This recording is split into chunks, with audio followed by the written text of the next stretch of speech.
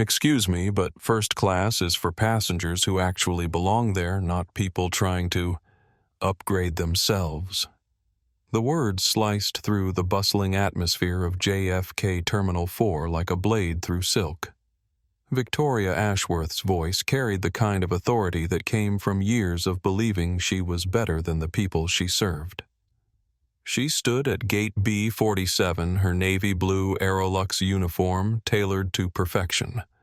Pearl earrings catching the fluorescent light as she tilted her head with practiced disdain. Her blonde hair was pulled back in an immaculate chignon, and her makeup could have graced a magazine cover. She looked like she belonged in first class herself, which was exactly the point. The woman she was addressing didn't look like she belonged anywhere expensive. Maya Rodriguez-Jackson stood quietly by the priority boarding line, wearing a faded gray hoodie that hung loose on her small frame. Dark jeans with a worn knee and white sneakers that had seen better days. Her black hair was pulled back in a simple ponytail, and she carried nothing but a beat-up leather messenger bag that looked like it had survived a war. To Victoria's trained eye, she was exactly the kind of passenger who tried to sneak into premium cabins. Maya looked up from her phone where she'd been tracking something that made the corner of her mouth twitch upward. Her dark eyes met Victoria's blue ones with a calmness that should have been a warning sign. "I'm sorry," Maya said quietly. Her voice had the kind of control that came from years of speaking to rooms full of people who initially underestimated her. Victoria's perfectly glossed lips curved into what she probably thought was a professional smile, but came across as condescending. "Your boarding pass, honey. I need to see it before you get in this line. This is priority 1 boarding only." Around them, the gate area buzzed with the usual pre-flight energy. Business travelers typed furiously on laptops. Families corralled restless children, and a few passengers had already begun to notice the interaction unfolding near the jet bridge entrance. Among them was Rebecca Sullivan, a 31-year-old marketing director from Portland, who instinctively reached for her phone when she heard Victoria's tone. Maya reached into her hoodie pocket and pulled out her boarding pass, extending it toward Victoria with steady fingers. "Seat 1. A," she said simply. Victoria took the paper between 2 manicured fingers, her expression already skeptical before she even looked at it. When she saw the seat assignment, her eyebrows lifted in theatrical surprise. "Well," she said loud enough for nearby passengers to hear, "this is clearly some kind of mistake. Or maybe a system glitch. These things happen all the time." She looked Maya up and down with the kind of assessment usually reserved for livestock auctions. "Honey, I've been doing this for 12 years. I can tell when someone's trying to game the upgrade system." Rebecca had her phone out now, finger hovering over the record button. Something about Victoria's tone set off every alarm bell she had about viral social media moments. "There's no mistake," Maya said, still calm, still controlled. "That's my seat." Victoria laughed a sound like ice cubes clinking in an empty glass. "Your seat, sweetie. Do you have any idea what a first-class ticket on this route costs? We're talking $4,000. Each way." She gestured vaguely at Maya's outfit. "No offense, but you don't exactly look like you're carrying around $8,000 for plane tickets." The gate area was getting quieter now as more passengers turned their attention to the unfolding drama. A Hispanic man in his 40s, Marcus Thompson, looked up from his laptop and immediately recognized the brewing storm. As a tech journalist for TechCrunch, he had developed a sixth sense for moments that would explode across social media. "Maybe we should call the gate agent to sort this out." Maya suggested, her voice still maddeningly level. "Oh, we will," Victoria said with satisfaction. "But first I need to see some ID to match this boarding pass. And a credit card. The credit card used to purchase this ticket." She crossed her arms, and the gesture pushed up her blazer in a way that emphasized her figure, something she was clearly conscious of based on how she positioned herself. Maya reached into her messenger bag and pulled out a slim wallet. She extracted her driver's license and a black credit card that looked different from the usual plastic, heavier, more substantial, with barely visible text that most people wouldn't recognize. Victoria snatched both items and examined them with the intensity of a forensics investigator. Maya Rodriguez Jackson, she read aloud, comparing the name to the boarding pass. Then she looked at the credit card and her expression shifted to confusion. "I've never seen this type of card before," she announced to the growing audience. "This could be fake. People make fake credit cards all the time to scam airlines."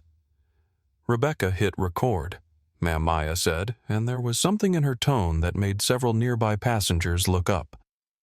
"I think you're making a mistake." The only mistake, Victoria declared, her voice rising with righteous authority, is whoever let you get this far without proper verification. I'm going to need you to step aside while I call security and sort this out. She turned toward the gate podium, where Carlos Mendoza, a 26-year-old gate agent, was processing passenger upgrades. "Carlos, I need you to run a verification on this passenger's ticket. Something's not right here." Carlos looked up from his computer terminal, already sensing trouble from Victoria's tone. He'd worked with her before and knew that her definition of something's not right usually involved passengers she didn't think looked wealthy enough for premium service. "What's the issue, Victoria?" he asked, walking over. "This passenger is claiming to have a first-class seat, but I have serious doubts about the legitimacy of her ticket." Victoria handed over the boarding pass with dramatic flair. "And this credit card looks suspicious." Carlos took the documents and looked at Maya with apologetic eyes. He'd seen this before with Victoria, and it never ended well. But when he looked at the boarding pass more carefully, his expression changed. "Actually, Victoria," he said quietly, "this shows she's VVIP status. That's our highest tier. Her profile says do not displace under any circumstances." Victoria's mouth fell open slightly, then snapped shut. "Well, anyone can fake those codes. The computer system gets hacked all the time. I'm not letting some scammer into my first-class cabin just because the system says so." Around them, phones were coming out like flowers blooming in spring. Rebecca was already streaming live on Instagram, and Marcus had switched from his laptop to his phone camera. A family from Nebraska began recording what they were sure was about to become a major incident. "I need to see the credit card receipt for this purchase," Victoria demanded, her voice getting sharper. "And I need to see another form of ID. And I need an explanation for why you're dressed like you're going to the gym when you're supposedly flying first class to London." Maya took a deep breath that seemed to center her entire being. When she spoke, her voice carried a new quality, not louder but somehow more present, like a tuning fork that made everything else ring in harmony. "My name is Maya Rodriguez Jackson. I am a paying passenger with a confirmed first-class reservation. You are preventing me from boarding my flight based on what appears to be your personal judgment about my appearance." She paused, and in that pause something shifted in the air around Gate B47. "You're making a historic mistake." Victoria stepped closer, close enough that Maya could smell her expensive perfume. "Don't you dare try to intimidate me with your social justice warrior nonsense. I decide who gets on this aircraft. I decide who sits where. And I decide that you're not sitting in first class today." She turned to Carlos with imperial authority. "Cancel her ticket. List the reason as passenger conduct unsuitable for travel." Carlos looked horrified. "Victoria, I can't do that. Her status shows she's... I don't care what the computer shows." Victoria snapped. "Use your eyes. Does she look like she belongs in first class?" The question hung in the air like a challenge. Rebecca's live stream had 60 people watching, and the number was climbing fast. Marcus was already uploading clips to Twitter. A woman from Texas whispered to her husband, "This is about to go viral." Maya reached into her messenger bag again, this time pulling out her phone. But instead of opening the camera app like everyone expected, She swiped to an app with a stark black icon that none of the watching passengers recognized. "You're right about one thing," Victoria Maya said softly, her thumb hovering over the screen. "I don't look like I belong in first class. I look like I belong somewhere else entirely." Her finger moved toward the screen, and Victoria was still smiling when Maya tapped once, twice, 3 times in a specific pattern that would in exactly 11 minutes change the aviation industry forever. What Victoria Ashworth didn't know as she stood there in her perfectly pressed uniform radiating misplaced authority was that the woman she was humiliating had dropped out of MIT 3 years into a computer science doctorate to chase an idea that everyone told her was impossible. Maya Rodriguez Jackson had been 22 when she realized that airline navigation systems were held together by digital duct tape and prayer. While her professors urged her to finish her degree, she saw opportunity in the chaos. Airlines were losing millions annually to flight delays caused by outdated routing software that couldn't adapt to real-time conditions. Maya had a vision, an AI-driven system that could orchestrate global air traffic like a symphony conductor managing an orchestra. She'd started Aerolink Systems in a studio apartment in Cambridge, coding 18-hour days on a laptop that crashed twice a week. The first year was peanut butter sandwiches and energy drinks. The second year was 60-hour weeks and sleeping on the office couch. The third year, Delta bought her traffic optimization platform for their domestic routes. By year 5, she was managing navigation systems for 60% of commercial aviation worldwide. Now, at 29, Maya controlled the digital infrastructure that kept 30,000 flights airborne every day. Her algorithms decided which planes took off when which routes they flew, and how efficiently they used airspace that generated trillions in global commerce. She'd been featured on the cover of Wired magazine as the woman who owns the sky, and Forbes had listed her as the youngest self-made billionaire in transportation technology. But right now, wearing her lucky MIT hoodie and the jeans she'd thrown on after a red-eye from Silicon Valley, she just looked like another young woman trying to fly somewhere. Victoria Ashworth, by contrast, had never built anything except an attitude. Born in Greenwich, Connecticut, she'd attended the right schools, joined the right sororities, and dated the right men until she landed a job at Aerolux through her father's golf buddy. 12 years later, she'd parlayed her connections into a head flight attendant position that she wore like armor against a world that had started questioning whether pretty blondes from wealthy families deserved automatic respect. She specialized in enforcing unwritten rules about who belonged where, using dress codes and conduct policies as weapons against passengers who didn't meet her aesthetic standards. Her personnel file contained 17 complaints about discriminatory treatment, all dismissed by a management structure that valued her ability to maintain cabin atmosphere over passenger satisfaction. Victoria saw first class as her personal kingdom, a place where order meant everyone looked like they belonged in a country club. She'd perfected the art of making unwelcome passengers feel uncomfortable without technically breaking company policy until today. The setting was perfect for confrontation. JFK's Terminal 4 on a humid July afternoon, packed with delayed flights and frustrated travelers. Gate B-47 served Aerolux's premium routes, the kind of international flights where first-class seats came with personal suites and champagne service.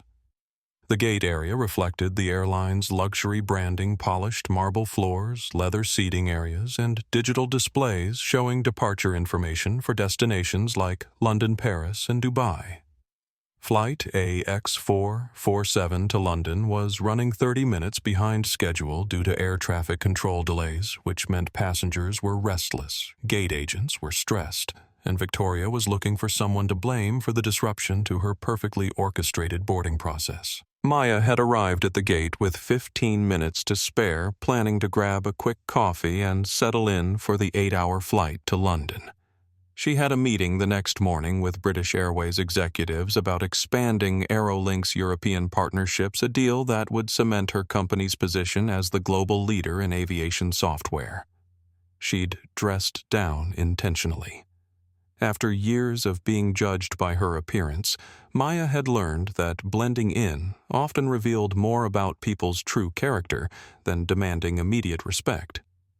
The hoodie and jeans were a test, and Victoria was failing spectacularly.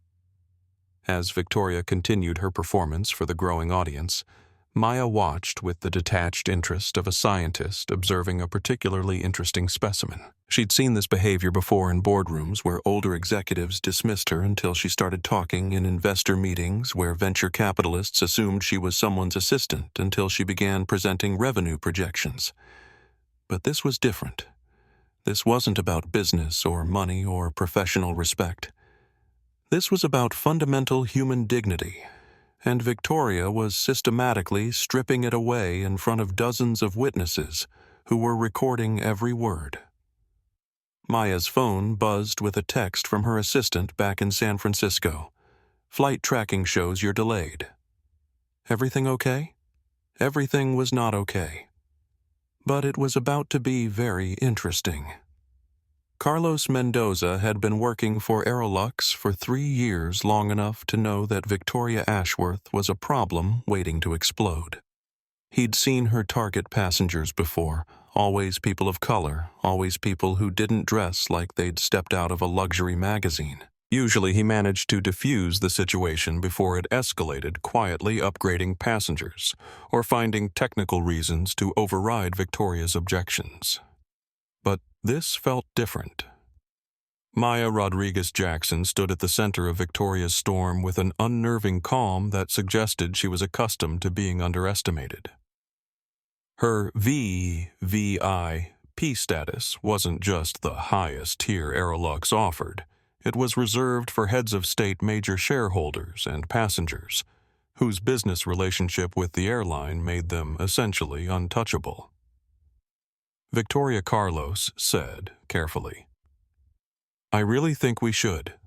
"Carlos, honey." Victoria interrupted, her voice dripping with condescension.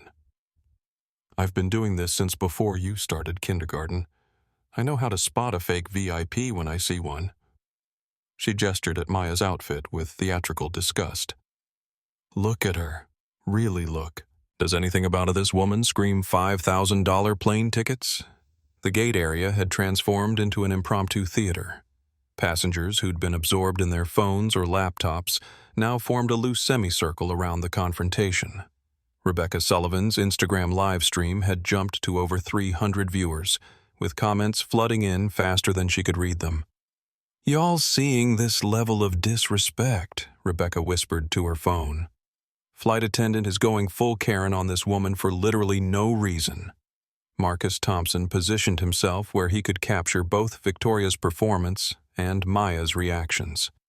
As a tech journalist, he'd covered enough Silicon Valley drama to recognize when someone was seriously underestimating their opponent. Maya's composure wasn't just impressive, it was strategic. Victoria stepped closer to Maya, close enough to violate personal space, her perfume creating an invisible barrier of expensive entitlement. "I need you to understand something, sweetie. First class isn't just about having a ticket. It's about maintaining a certain standard. Our premium passengers pay for an experience, and part of that experience is being surrounded by people who—" She paused, searching for words that wouldn't sound explicitly discriminatory, "who understand the expectations." Maya tilted her head slightly like she was genuinely curious. What expectations would those be? Well, for starters, appropriate attire. "We have a dress code for first class. Business casual at minimum." Victoria's voice carried the authority of someone who'd never been challenged. "Hoodies and sneakers don't exactly convey the image we're going for." "I wasn't aware Aerolux had implemented a dress code for paying customers," Maya replied. "Could you show me where that policy is written?" Victoria's smile faltered for just a moment before recovering. "It's not written down because it shouldn't need to be. It's common sense, basic decency." Around them, the audience grew. A family from Ohio stopped pretending to read magazines. A business traveler from Chicago put down his laptop and started recording. An elderly couple from Boston whispered to each other about how differently people were treated these days. Isabella Reyes, a junior flight attendant, watched from her position near the jet bridge with growing horror. She'd seen Victoria's behavior before, but never this blatantly, never with this many witnesses. Isabella knew she should speak up, but Victoria controlled the crew schedule, the best routes, the recommendation letters that could make or break a career. So she stood silent, hating herself for it. "Ma'am," Victoria continued, her voice rising with righteous indignation.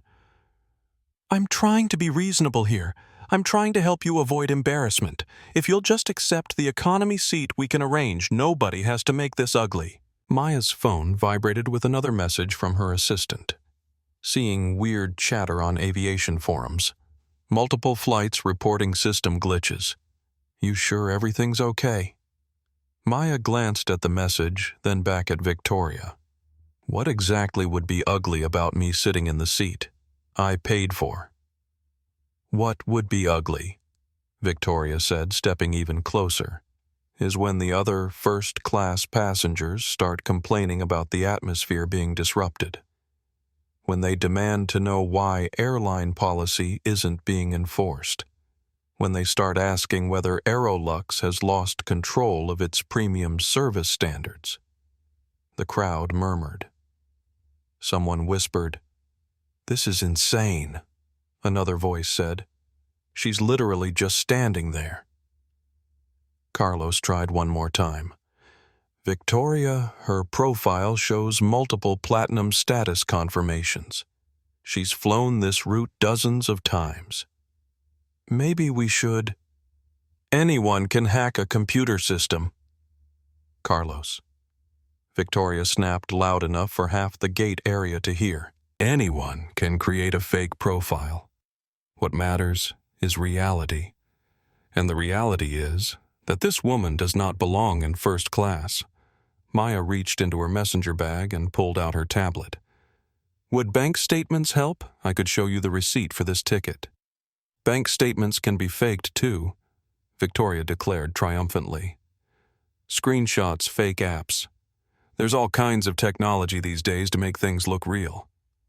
Marcus Thompson looked up from his phone where he'd been researching VVIP codes. His expression changed as he found what he was looking for. "Holy shit," he whispered loud enough for Rebecca's live stream to pick up. Maya looked at him with mild curiosity. "Problem?" Marcus held up his phone showing search results for Maya Rodriguez Jackson. You're the CEO of Aerolink Systems." The gate area went quiet, except for the ambient noise of the terminal rolling luggage gate announcements, the distant hum of jet engines. Victoria looked confused. "What's Aerolink?" she asked, genuine puzzlement in her voice. Maya smiled for the first time since the confrontation began. It wasn't a warm smile. Rebecca Sullivan's phone screen lit up like a Christmas tree. Her Instagram Live viewer count hit 1,000, then 1,500, climbing faster than she'd ever seen. Comments poured in so rapidly they became an unreadable blur of outrage, shock, and disbelief. "Oh my God, I know who that is. That's Maya Rodriguez Jackson from TechCrunch. She's a billionaire and they're treating her like trash. This flight attendant is about to get fired so hard." Rebecca tried to keep up with the flood of responses while maintaining her camera angle. "Y'all, I don't know what Aerolink is, but people in the comments are saying this woman is like super important in tech." Marcus Thompson was frantically typing on his laptop, pulling up articles about Maya while recording video on his phone. The search results painted a picture that made Victoria's behavior shift from inappropriate to catastrophic. Forbes, the 29-year-old who revolutionized aviation. Wired. How Maya Rodriguez Jackson built the brain of modern flight, Wall Street Journal. Aerolink's $4.2 billion valuation makes founder the youngest transportation tech billionaire. Victoria Carlos said urgently, "I really think you should look at this." He tried to show her his own phone screen, but Victoria waved him away. "I don't care what Google says," Victoria announced to her growing audience. "I don't care what Wikipedia claims. I care about what I can see with my own eyes, and what I see is someone trying to scam their way into first class. The hashtag #VictoriaVive began trending on Twitter, pushed by passengers in the gate area who were witnessing the confrontation in real time. Videos from multiple angles flooded social media platforms: TikTok clips, Instagram stories, Facebook posts, and Twitter threads that captured every nuance of Victoria's discriminatory performance. Maya watched the social media explosion with detached interest, occasionally glancing at her phone as notifications poured in from colleagues, investors, and friends who were seeing the viral content in real time. Her executive team was probably having collective heart attacks, but she felt oddly calm. This was data. Victoria's behavior was a perfect example of the bias algorithms that Maya had been coding against for years. In aviation software, you had to account for human prejudice, the tendency for people to make dangerous assumptions based on incomplete information. Victoria was a real-world demonstration of why Maya's systems included bias detection protocols. "Ma'am," Victoria said, stepping so close that Maya could count her individual eyelashes. "I'm going to need you to step away from the boarding area. I'm calling security and I'm filing a report about disruptive passenger behavior." "I haven't been disruptive," Maya observed mildly. "I've been standing here answering your questions. Your attitude is disruptive. Your presence is disruptive. The fact that you're trying to argue with airline policy is disruptive." Victoria's voice carried the authority of someone who'd never been told no by a passenger. "I decide what constitutes disruption in my boarding area. Rebecca's live stream hit 3,000 viewers. This is absolutely insane," she whispered to her phone. The flight attendant just called this woman disruptive for literally standing there. Comments flooded Rebecca's screen. "Someone call the news, this is discrimination happening live." "That woman owns the computer systems that run the airline." "Victoria is about to learn who really owns the sky." A businessman from Seattle looked up from his laptop where he'd been researching aerolink systems. "Ma'am," he called to Victoria, "I think you might want to reconsider this. That woman's company processes navigation data for most major airlines." Victoria whirled around. "Sir, I'm going to need you to mind your own business. This is an airline security matter." "Actually," the businessman continued, "I'm pretty sure this is about to become everyone's business." Maya's phone buzzed with a call from her CTO back in San Francisco. She declined it with a swipe, but the notification showed 6 missed calls from her executive team and 14 text messages from various board members who were apparently watching the viral videos. Victoria pulled out her own phone and dialed airport security. "Yes. This is Victoria Ashworth, head flight attendant for Aerolux Flight AX447. I have a disruptive passenger at Gate B47 who's refusing to comply with boarding procedures. I need immediate assistance." Maya looked at Carlos, who was staring at his computer screen with the expression of someone watching a natural disaster unfold in slow motion. "Carlos," she said quietly, "could you confirm my VVIP status one more time, just so everyone's clear?" Carlos clicked through several screens, his face growing paler with each confirmation. "Ma'am, your profile shows. It shows you have override privileges on our reservation system. It shows you as a Tier 1 business partner with unlimited upgrade authority." He looked up at Victoria with panic in his eyes. "Victoria, she's not just VVIP. She's listed as essential airline infrastructure." Victoria snatched the computer terminal and stared at the screen. Her confidence flickered for the first time as she read words that didn't match her assumptions about the woman in the hoodie. "Computer systems can be hacked," she said, but her voice lacked its earlier certainty. Maya pulled out her phone one more time, opening the black icon app that none of the watching passengers recognized. "You know what, Victoria? You're absolutely right. Computer systems can be hacked. They can also be controlled, and you're about to learn the difference." Her finger hovered over the screen while 3,000 people watched Rebecca's live stream and half a dozen other videos spread across social media platforms. Security was walking across the terminal toward gate B47. Victoria was still talking about policies and procedures and proper passenger conduct, and Maya Rodriguez-Jackson was about to show her who really controlled the skies. Maya's finger descended toward her phone screen with the deliberate precision of a conductor raising a baton. The app she opened wasn't available on any public app store. The stark black interface with silver text was custom-built for one-purpose emergency control of AeroLink navigation systems worldwide. 3 fields appeared on her screen. Authorization CEO Override Scope Global Network Protocol Blackout.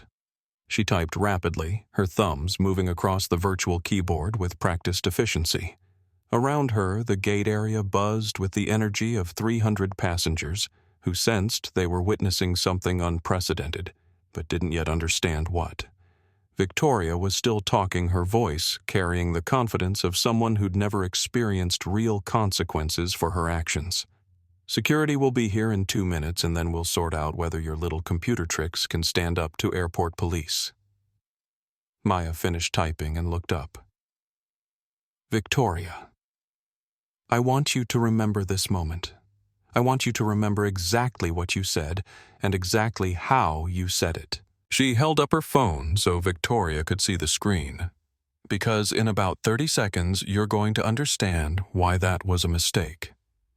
Her thumb tapped execute. Halfway around the world, servers in a climate-controlled facility in Zurich received a signal that had only been sent twice before in AeroLink's history, both times during genuine emergencies that threatened aviation safety. The blackout protocol was designed for catastrophic situations. Cyber attacks, natural disasters, or terrorist threats that required immediate grounding of aircraft to prevent tragedy. Maya had just classified Victoria Ashworth as a threat to aviation safety. The first plane to receive the emergency navigation shutdown was Aerolux Flight 783, currently cruising at 39,000 feet over the Atlantic Ocean, 4 hours into its route from Boston to London. Captain Jennifer Walsh had been flying for Aerolux for 15 years and had never seen anything like the message that appeared on every screen in her cockpit simultaneously. Emergency navigation, shutdown, authorization, AeroLink, CEO, override. Land immediately at nearest suitable airport. This is not a drill. What the hell? Captain Walsh whispered, staring at the red text that had replaced her navigation displays. Her first officer, Mike Chen, was frantically checking backup systems that showed the same message. Control, this is Aerolux 783. Captain Walsh radioed. We're showing a complete navigation system failure. We need immediate vectors to the nearest airport. Air traffic control in Shanwick, Ireland, was already seeing similar calls from 17 other Aerolux aircraft that had suddenly lost their navigation systems.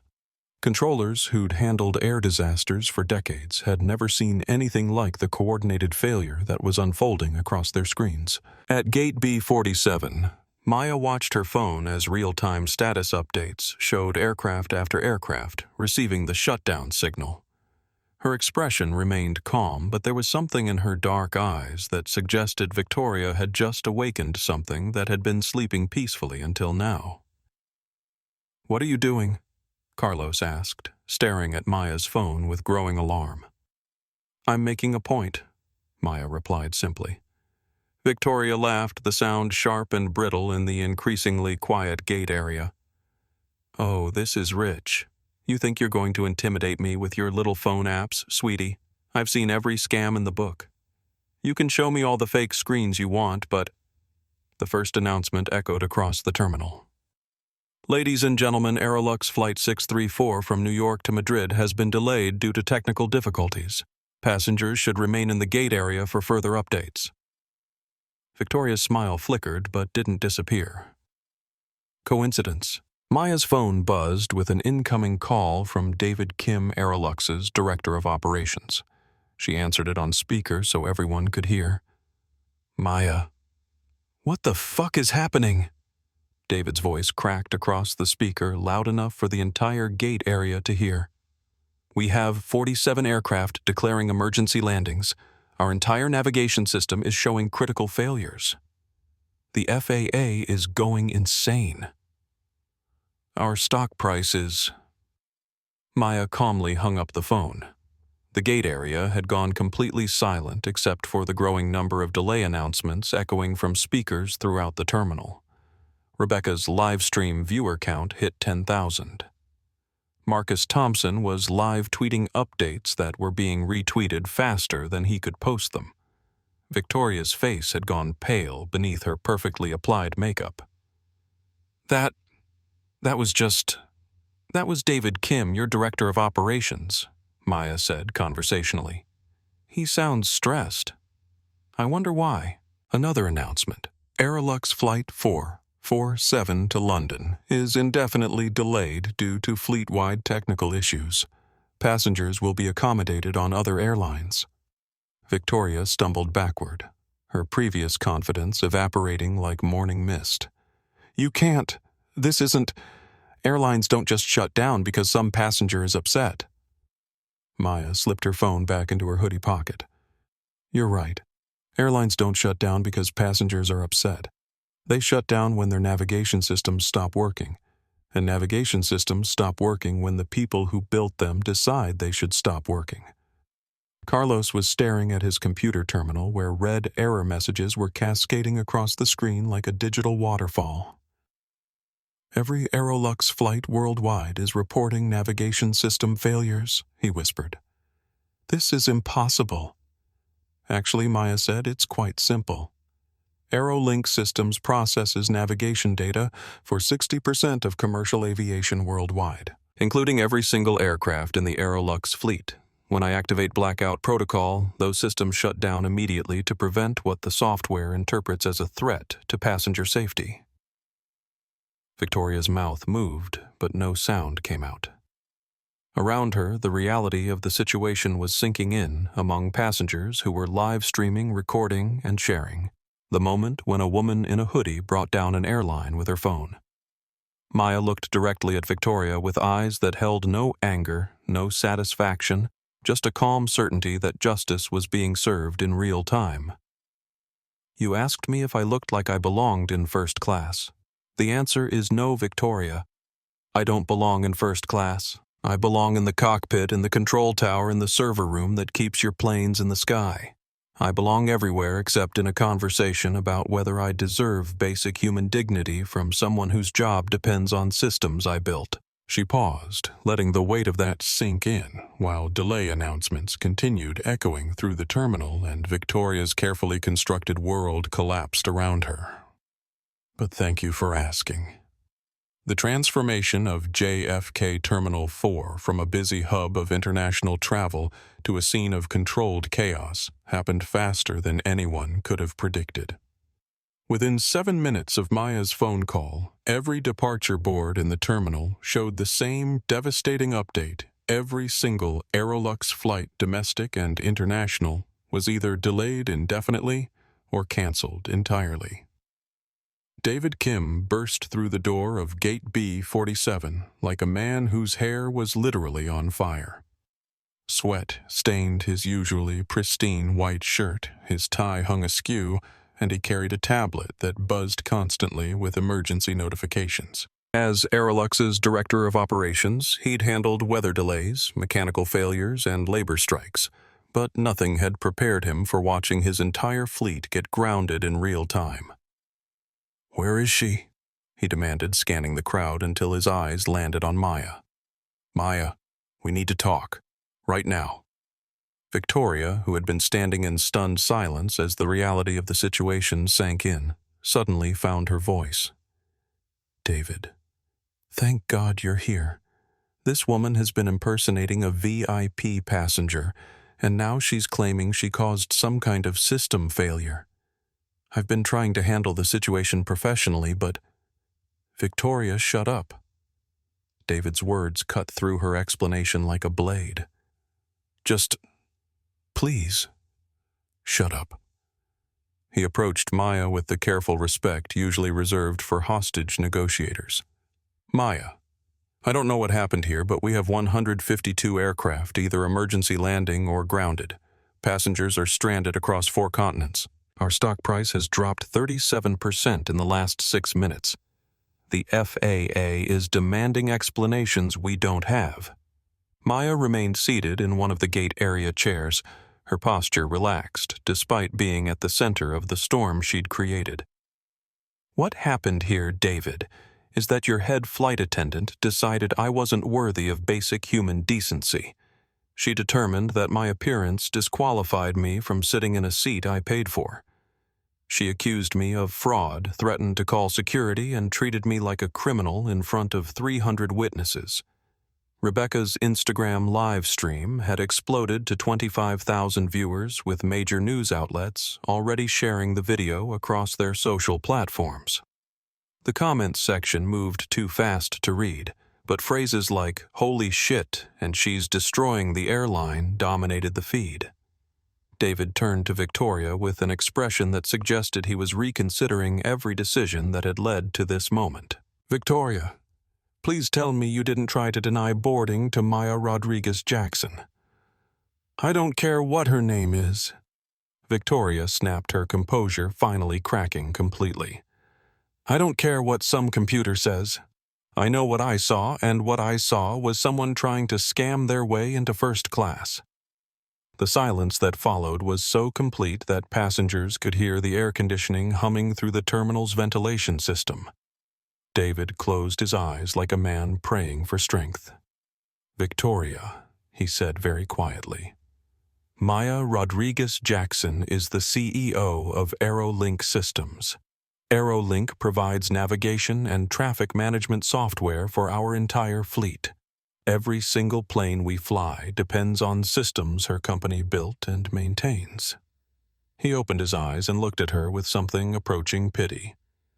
You just discriminated against the person who controls whether our planes can fly. Victoria's face went through several colors, red-white, then a sickly green that matched the delayed flight announcements, still echoing through the terminal. That's impossible. She's wearing a hoodie. She looks like what Victoria Maya asked with genuine curiosity. What exactly do I look like? Victoria's mouth opened and closed without sound. Around them, passengers held phones at eye level, recording every moment of her visible meltdown for an audience that was sharing the videos faster than the terminal's Wi-Fi could handle the traffic. Carlos appeared at David's shoulder, tablet in hand, looking like he'd rather be anywhere else in the world. David, I'm getting calls from Frankfurt, Singapore, and LAX. All Aerolux flights worldwide are reporting navigation failures. The pilots can't access routing data, weather information, or traffic control integration. They're all requesting emergency landing clearance. David nodded grimly. How many aircraft? 152, sir. Every plane in our fleet that was airborne when the system went down. Maya pulled out her phone and checked the real-time status updates from her emergency protocol dashboard. Aircraft were landing safely at airports across the globe: London, Frankfurt, Tokyo, Dubai, as pilots followed emergency procedures designed for exactly this type of comprehensive system failure. Don't worry, she said conversationally. Everyone will land safely. The emergency protocols prioritize passenger safety above all else. Your pilots are well trained for navigation system failures. Maya. David said carefully, we need those systems back online. We have passengers stranded connecting flights, missed cargo deliveries delayed. The financial impact of this shutdown is significant, Maya agreed. I estimate roughly $2.1 billion in immediate losses, not counting the long-term reputational damage. She looked at Victoria, who had sunk into a chair with her head in her hands. Of course, those are just numbers. Hard to put a price tag on human dignity. Marcus Thompson looked up from his laptop where he'd been monitoring social media and financial markets in real time. Maya CNN is reporting this as a potential cyber attack. BBC is calling it the largest airline grounding in aviation history. Your story is trending worldwide. Victoria lifted her head, mascara streaking down her cheeks. This is insane. This is completely insane. Airlines don't shut down because of one passenger complaint. There have to be laws against this. Regulations. The FAA won't let you just... She trailed off as she noticed the expressions of everyone around her. David's professional panic, Carlos's horrified fascination, the passengers' mix of shock and vindication. The only person who looked completely calm was Maya, sitting in her chair like she was waiting for a delayed coffee order, rather than having just grounded the 7th largest airline in the world. Victoria David said quietly, I need you to go home. What I need you to leave the terminal, go home, and wait for HR to call you. Don't talk to reporters. Don't post on social media. Don't do anything except wait for us to figure out how to fix this. Victoria stood up unsteadily. David, you can't seriously be taking her side. She's clearly some kind of terrorist or hacker or... She's a customer, Victoria. She's a paying passenger who you denied service based on her appearance. And now she's a customer who has the power to shut down our entire operation. David's voice carried the weariness of a man watching his career implode in real time. Security will escort you out. As if summoned by his words, 2 airport security officers appeared, drawn by the crowd and the obvious tension.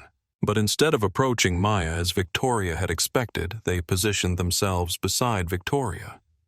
Ma'am, one of them said politely, we're going to need you to come with us. The irony wasn't lost on anyone in the gate area. Rebecca whispered to her live stream audience, the security she called for is now escorting her out. I can't even... Maya remained in her chair watching Victoria's exit with the detached interest of a researcher observing the conclusion of a successful experiment. When the security officers and Victoria disappeared through the gate area exit, she finally spoke. David, we should probably discuss terms for restoring your navigation systems. The moment Victoria disappeared through the security checkpoint, the atmosphere in Gate B47 shifted like air pressure changing before a storm. David Kim stood frozen still, processing the reality that his airline's entire global operation had been shut down by a woman in a MIT hoodie who was now calmly suggesting they discuss terms. Carlos had been frantically refreshing his computer terminal, hoping against hope that the navigation systems would somehow restore themselves. Instead, he found something that made his face go even paler. David. He whispered, you need to see this. He turned his monitor so David could read the passenger profile that filled the screen. Where most customer accounts showed basic information, frequent flyer status, seating preferences, meal restrictions, Maya's profile read like a corporate biography. Rodriguez Jackson, Maya Elena. Status, Tier 1 Business Partner. Authorization level, Unlimited Company. Aerolink Systems, CEO/founder.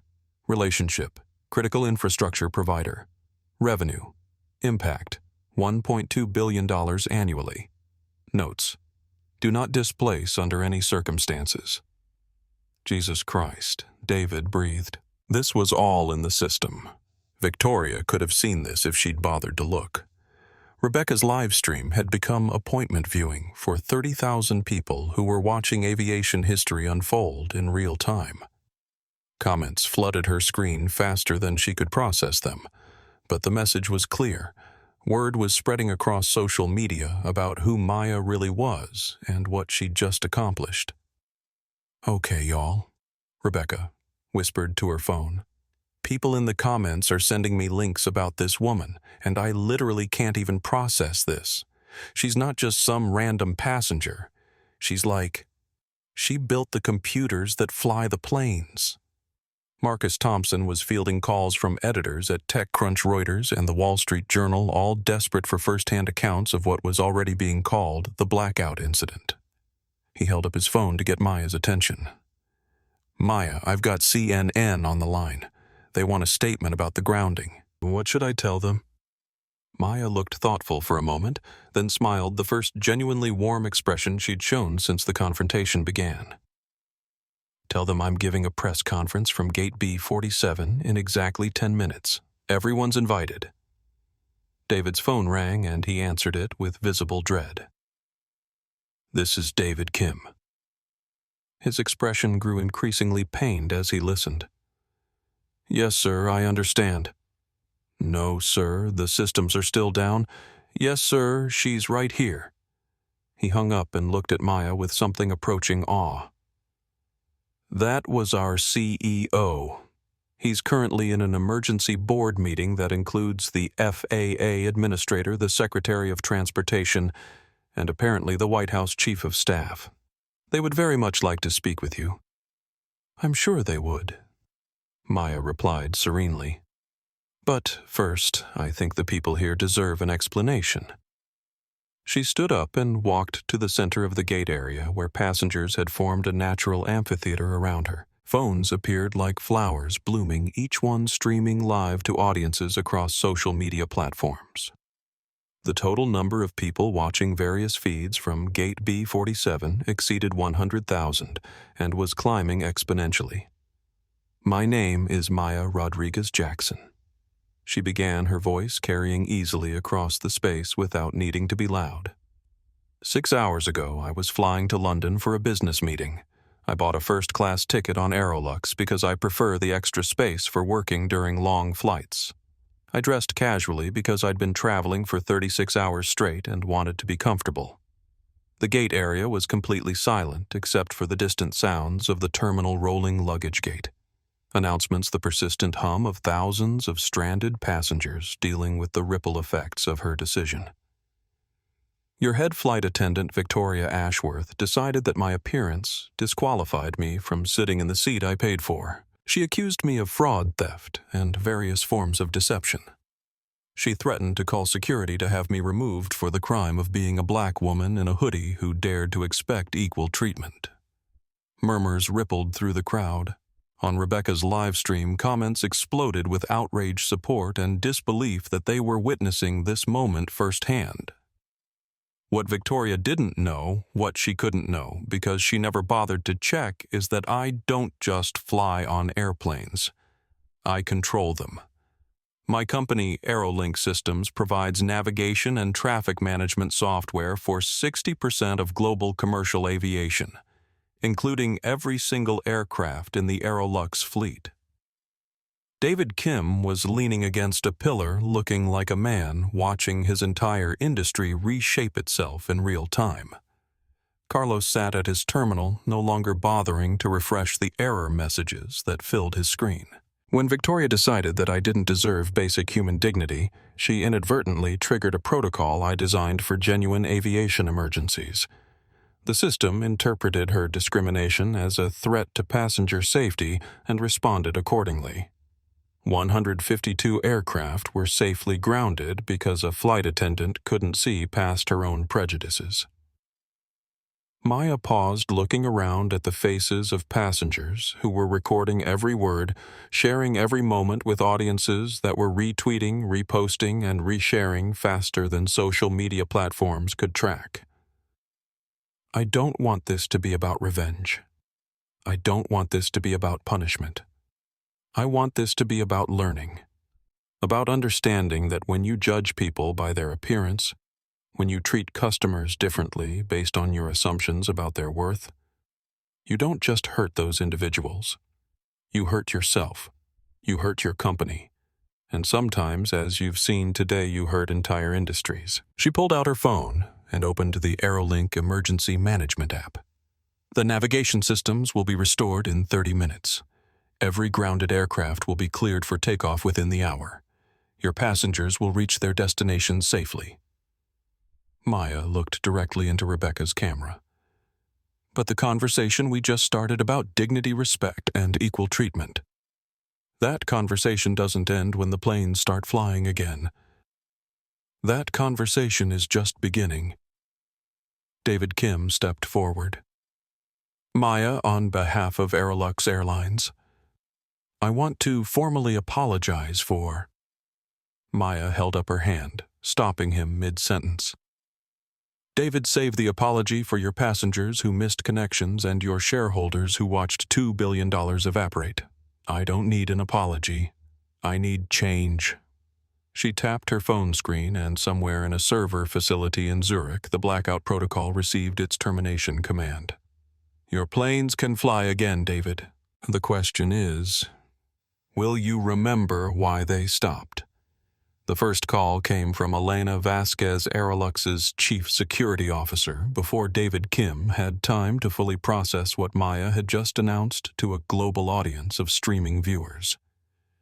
Elena's voice crackled through the gate area speakers as David answered his phone on speaker 2, overwhelmed to maintain the pretense of private corporate communications.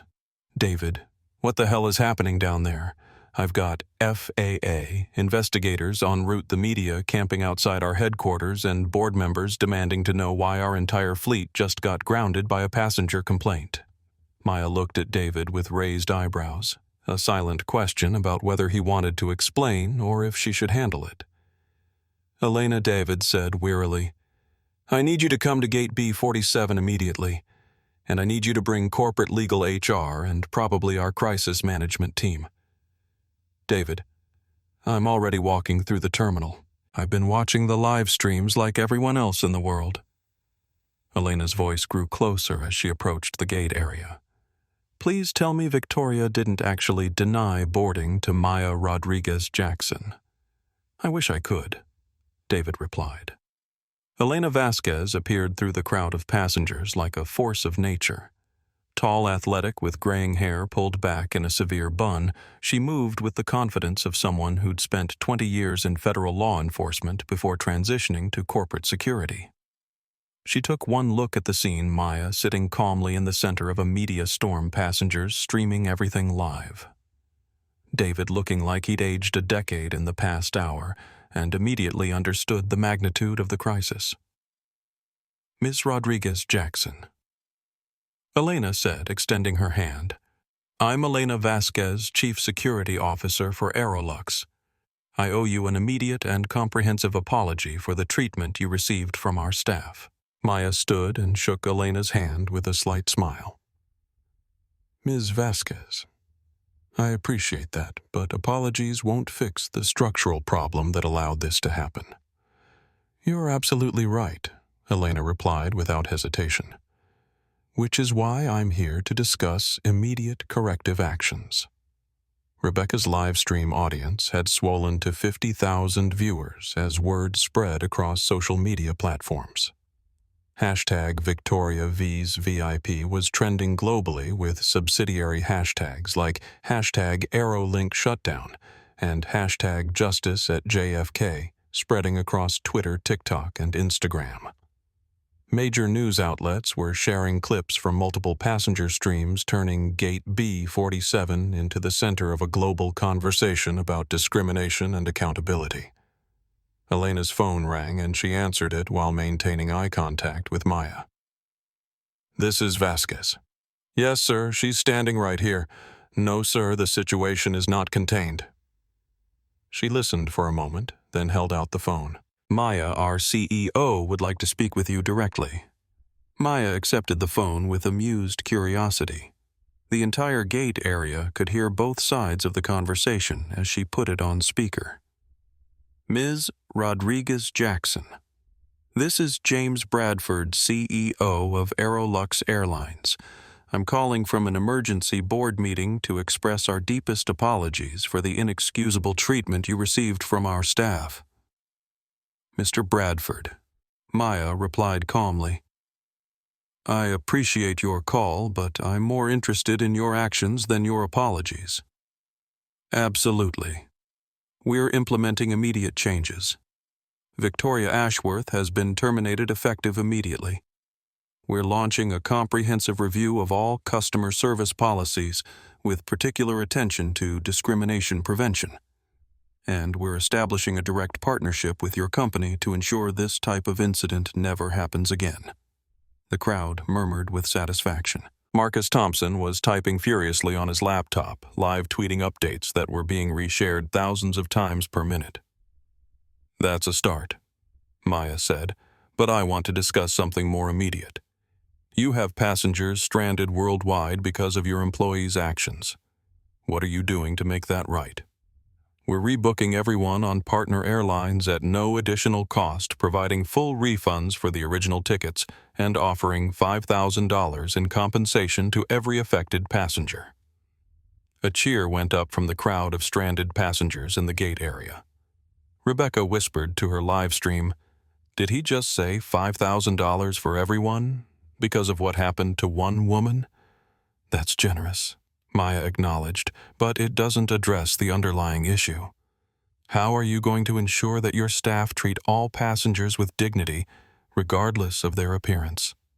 Elena stepped forward. "Maya, if I may, we're implementing mandatory bias training for all customer-facing employees starting immediately. We're establishing clear protocols for passenger service that eliminate subjective judgments about who belongs where. And we're creating an independent passenger advocacy office with direct authority to override discriminatory actions." Maya looked thoughtful. "Who's going to run this passenger advocacy office?" David and Elena exchanged glances. They clearly hadn't thought that far ahead. Actually, Isabella Reyes's voice carried across the gate area. The junior flight attendant had been standing quietly in the background, but now she stepped forward with visible determination. "I'd like to apply for that position." Every eye in the gate area turned toward Isabella, who had witnessed Victoria's discrimination, but remained silent until now. Her voice shook slightly, but her resolve was clear. "I saw what happened today, and I said nothing because I was afraid for my job. But watching this unfold, watching Maya stand up for herself while I stood silent, made me realize that my job isn't worth anything if I can't do what's right." Maya studied Isabella with genuine interest. "What would you do differently?" "I'd make sure every employee understands that our job is to serve passengers, not judge them. I'd create reporting systems where staff could raise concerns about discriminatory behavior without fear of retaliation. And I'd work with your company to develop training programs that teach people to recognize their own biases before they act on them." Elena nodded approvingly.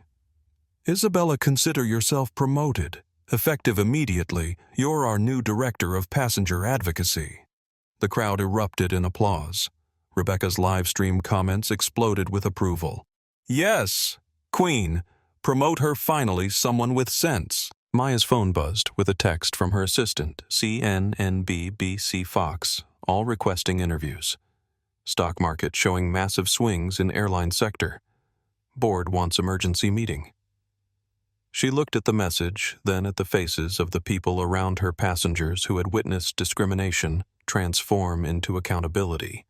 In real-time employees who were grappling with the sudden realization that actions have consequences, and media representatives who were broadcasting a moment of justice to audiences around the world.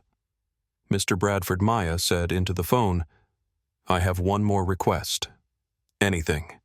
I want Victoria Ashworth's personnel file reviewed by an independent auditor. I want to know how many other passengers have been treated the way she treated me. And I want every one of those passengers to receive a personal apology and appropriate compensation." The phone was quiet for a moment before Bradford responded. That's fair. We'll begin the review immediately." Maya handed the phone back to Elena and looked around the gate area. "Ladies and gentlemen, your flights will resume in approximately 20 minutes. Navigation systems are coming back online as we speak. Thank you for witnessing this moment and for sharing it with the world. Change happens when people pay attention." She picked up her messenger bag and started walking toward the jet bridge, then paused and turned back. "Oh, and David, my seat is still 1A. Within minutes of Maya's press conference, ending Gate B47 transformed into an impromptu media hub that would have impressed a presidential campaign. News crews appeared as if summoned by magic, setting up cameras and lighting equipment with the efficiency of professionals who understood they were covering a story that would dominate news cycles for weeks. Rebecca Sullivan found herself in the surreal position of being interviewed by CNN's aviation correspondent about the live stream that had made her an accidental journalist. "I was just trying to document what I thought was typical airline rudeness," she explained to the camera. "I had no idea I was recording the woman who controls air traffic for half the world's airlines." Her Instagram live stream, which had started with 3 viewers, had peaked at over 100,000 concurrent watchers and generated millions of views across platforms as clips were shared, reposted, and remixed into viral content that spread faster than the news outlets could track. Marcus Thompson was fielding interview requests from every major tech publication while simultaneously providing real-time updates about the financial implications of Maya's demonstration. Aerolux stock dropped 42% at market open, he reported to his growing Twitter following. But here's the interesting part. Aerolink's valuation jumped 8%. Investors are calling it the most effective product demonstration in corporate history. The financial markets were indeed having a field day with the story. Trading floors from New York to London buzzed with speculation about the implications of one person having the power to ground entire airlines. Aviation stocks across the board showed volatility as investors scrambled to understand which carriers depended on Aerolink systems and which had alternative providers. CNN's business correspondent Maria Santos was broadcasting live from the terminal floor. What we're witnessing here isn't just about customer service or discrimination. This is about the concentration of technological power in the hands of private companies and what happens when that power intersects with social justice. Fox News took a different angle with their aviation analyst questioning whether Maya's actions constituted a form of economic terrorism. When one individual can shut down international air travel over a personal grievance, we have to ask whether our infrastructure has become too dependent on single points of failure. BBC's coverage focused on the global implications, interviewing air traffic controllers in London and Frankfurt who had handled the sudden influx of emergency landing requests. "It was unprecedented," explained a veteran controller at Heathrow. 152 aircraft declaring navigation emergencies simultaneously. If we hadn't known it was a controlled shutdown, it would have looked like a cyber attack. Social media platforms struggled to keep up with the volume of content being generated. TikTok videos breaking down the confrontation into digestible clips were garnering millions of views. Twitter threads analyzing the power dynamics were being shared by everyone from civil rights activists to business school professors. Instagram posts featuring screenshots of Maya's calm expressions during Victoria's meltdown became memes celebrating quiet dignity in the face of discrimination. The hashtag Victoria V's VIP generated over 2 million tweets in the first 3 hours, spawning secondary hashtags like hashtag Quiet Power, hashtag Tech Justice, and hashtag Never Judge the Hoodie. Fashion brands jumped on the trend with several companies launching hoodie designs featuring empowering messages about not judging appearances. But perhaps the most significant coverage came from aviation industry publications, which understood the technical implications of what Maya had accomplished. Aviation Week's lead story called it "The Day the Sky Stood Still," explaining in detail how Aerolink's emergency protocols had safely grounded aircraft across 4 continents without a single safety incident. What's remarkable, explained former FAA Administrator Patricia Collins in an interview with Reuters, is that the system worked exactly as designed. Aerolink's emergency protocols prioritized passenger safety above all else, which is why every aircraft landed safely despite losing navigation systems simultaneously. The coverage wasn't universally positive. Several conservative commentators criticized Maya's response as disproportionate, arguing that shutting down international air travel over a customer service dispute set a dangerous precedent. "Where does it end?" asked one political pundit. If private companies can hold public transportation hostage over personal grievances, we're looking at a fundamental breakdown of economic stability. Maya's supporters pushed back with equal fervor. Civil rights organizations praised her for using technological power to highlight widespread discrimination in customer service industries. Maya Rodriguez Jackson did something that victims of discrimination rarely get to do, said Dr. Amira Johnson from the National Association for the Advancement of Colored People. She had the power to make consequences immediate and proportional. This is what accountability looks like in the digital age. Technology industry leaders were divided. Some praised Maya's demonstration of technological capability and social conscience. Others worried about the implications of private individuals wielding such power over public infrastructure. This raises serious questions about the concentration of critical infrastructure control in private hands, warned cybersecurity expert Dr. Robert Chen during a panel discussion on CNBC. Maya Rodriguez Jackson used her power responsibly today, but what happens when someone with different motivations gains similar control? International coverage varied by region. European outlets focused on the implications for aviation safety regulations, with several countries announcing reviews of their dependencies on single technology providers. Asian markets showed immediate volatility as investors tried to calculate the financial exposure of airlines that relied on Aerolink systems. The story dominated morning shows, evening news broadcasts, and late-night comedy programs. Talk show hosts dissected every aspect of the confrontation, from Victoria's discriminatory language to Maya's strategic patience.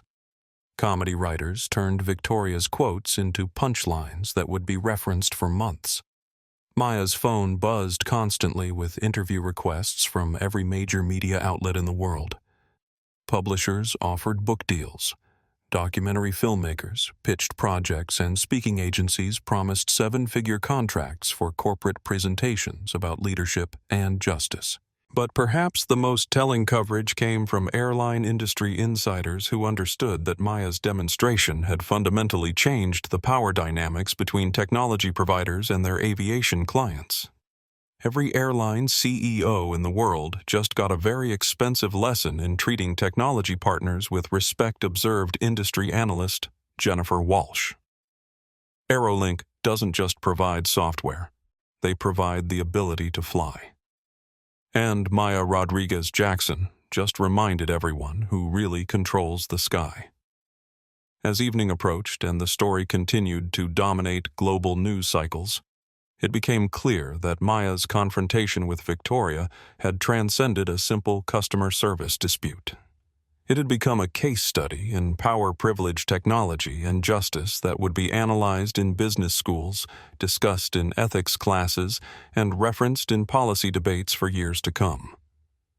The woman in the hoodie had done more than just reclaim her seat in first class. She had rewritten the rules of accountability in an age when technological power could serve social justice with unprecedented speed and scope.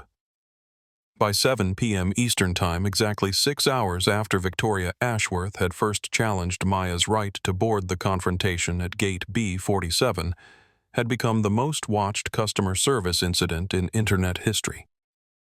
The combination of multiple camera angles, real-time social media commentary, and immediate global consequences had created a perfect storm of viral content that transcended typical social media trends. The moment that crystallized into meme immortality came from Rebecca's live stream when Victoria's final defiant statement, "This is impossible. She's nobody," was immediately followed by Maya's calm response. Nobody. I'm the person who just grounded your entire worldview. The audio clip was turned into ringtones, remixed into musical tracks, and sampled in TikTok videos that garnered tens of millions of views. Fashion designers created T-shirts featuring Maya's quote alongside images of grounded aircraft.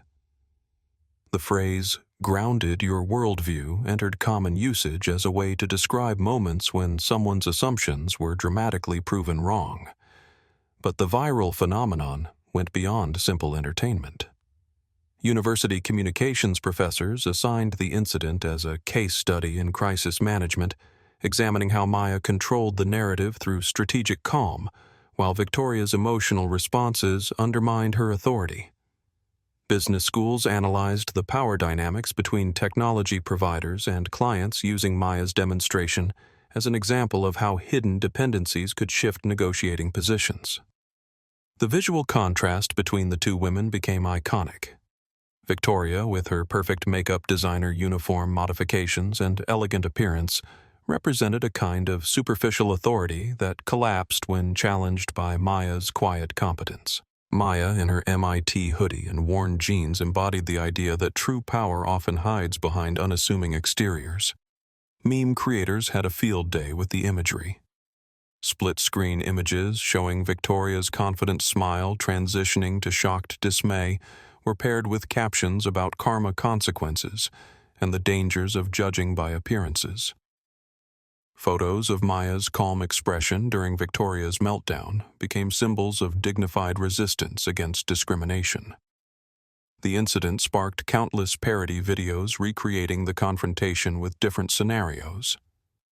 Comedy sketches imagined similar encounters between CEOs and employees who didn't recognize them, while social justice advocates used the template to highlight discrimination in other industries. #NeverJudge. The hoodie became a rallying cry that extended far beyond aviation, with people sharing stories about times they'd been underestimated based on their appearance. The hashtag generated over 5 million posts across platforms, creating a global conversation about bias, privilege, and the assumptions people make about others based on superficial characteristics. Technology companies seized on the marketing opportunity. Hoodie manufacturers reported unprecedented sales, with several brands launching CEO collection lines featuring high-quality hoodies designed for executives who wanted to embody Maya's approach to power. MIT began selling official replica hoodies of the one Maya wore, with proceeds going to scholarships for underrepresented students in technology. The incident also spawned academic analysis of technological power in the modern economy. Policy researchers used Maya's demonstration to argue for greater oversight of critical infrastructure providers, while free market advocates claimed it proved the efficiency of private sector accountability. Late-night comedy shows had a field day with Victoria's quotes. Her statement about maintaining atmosphere in first class was parodied in dozens of sketches about ridiculous standards for service industries. Her confident assertion that "I decide who gets on this aircraft" was juxtaposed with images of grounded planes to highlight the irony of misplaced authority. International memes adapted the incident to local contexts. In countries where class discrimination was particularly pronounced, Maya became a symbol of merit overcoming prejudice. In regions focused on technological sovereignty, her demonstration highlighted the importance of controlling critical digital infrastructure. The financial implications became a secondary viral story. Screenshots of Aerolux stock charts showing the precipitous drop became symbols of how quickly arrogance could become expensive. Investment memes featured Victoria's face next to declining stock prices with captions about the cost of discrimination. Aviation enthusiasts created detailed technical explanations of how Maya's shutdown worked, turning complex navigation systems into accessible content that educated millions of people about the technology behind modern air travel.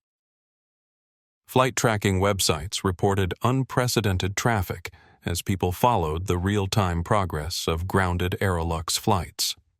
Children's book publishers reached out to Maya about adapting the story into educational content about standing up to bullying and the importance of treating everyone with respect. Documentary filmmakers proposed projects exploring the broader implications of technological power and social justice. The story inspired countless reaction videos from people sharing their own experiences with discrimination in customer service settings. Flight attendants, hotel workers, and retail employees discussed the pressure they faced to make subjective judgments about customers based on appearance. Corporate training companies began developing sensitivity programs based on the incident, using Victoria's behavior as an example of what not to do and Maya's responses as a model for maintaining dignity under pressure. Human resources departments across industries updated their policies to prevent similar incidents. The viral moment reached its peak when Maya's phone call to her assistant, inadvertently captured on multiple live streams, was auto-tuned into a musical track that climbed streaming platform charts.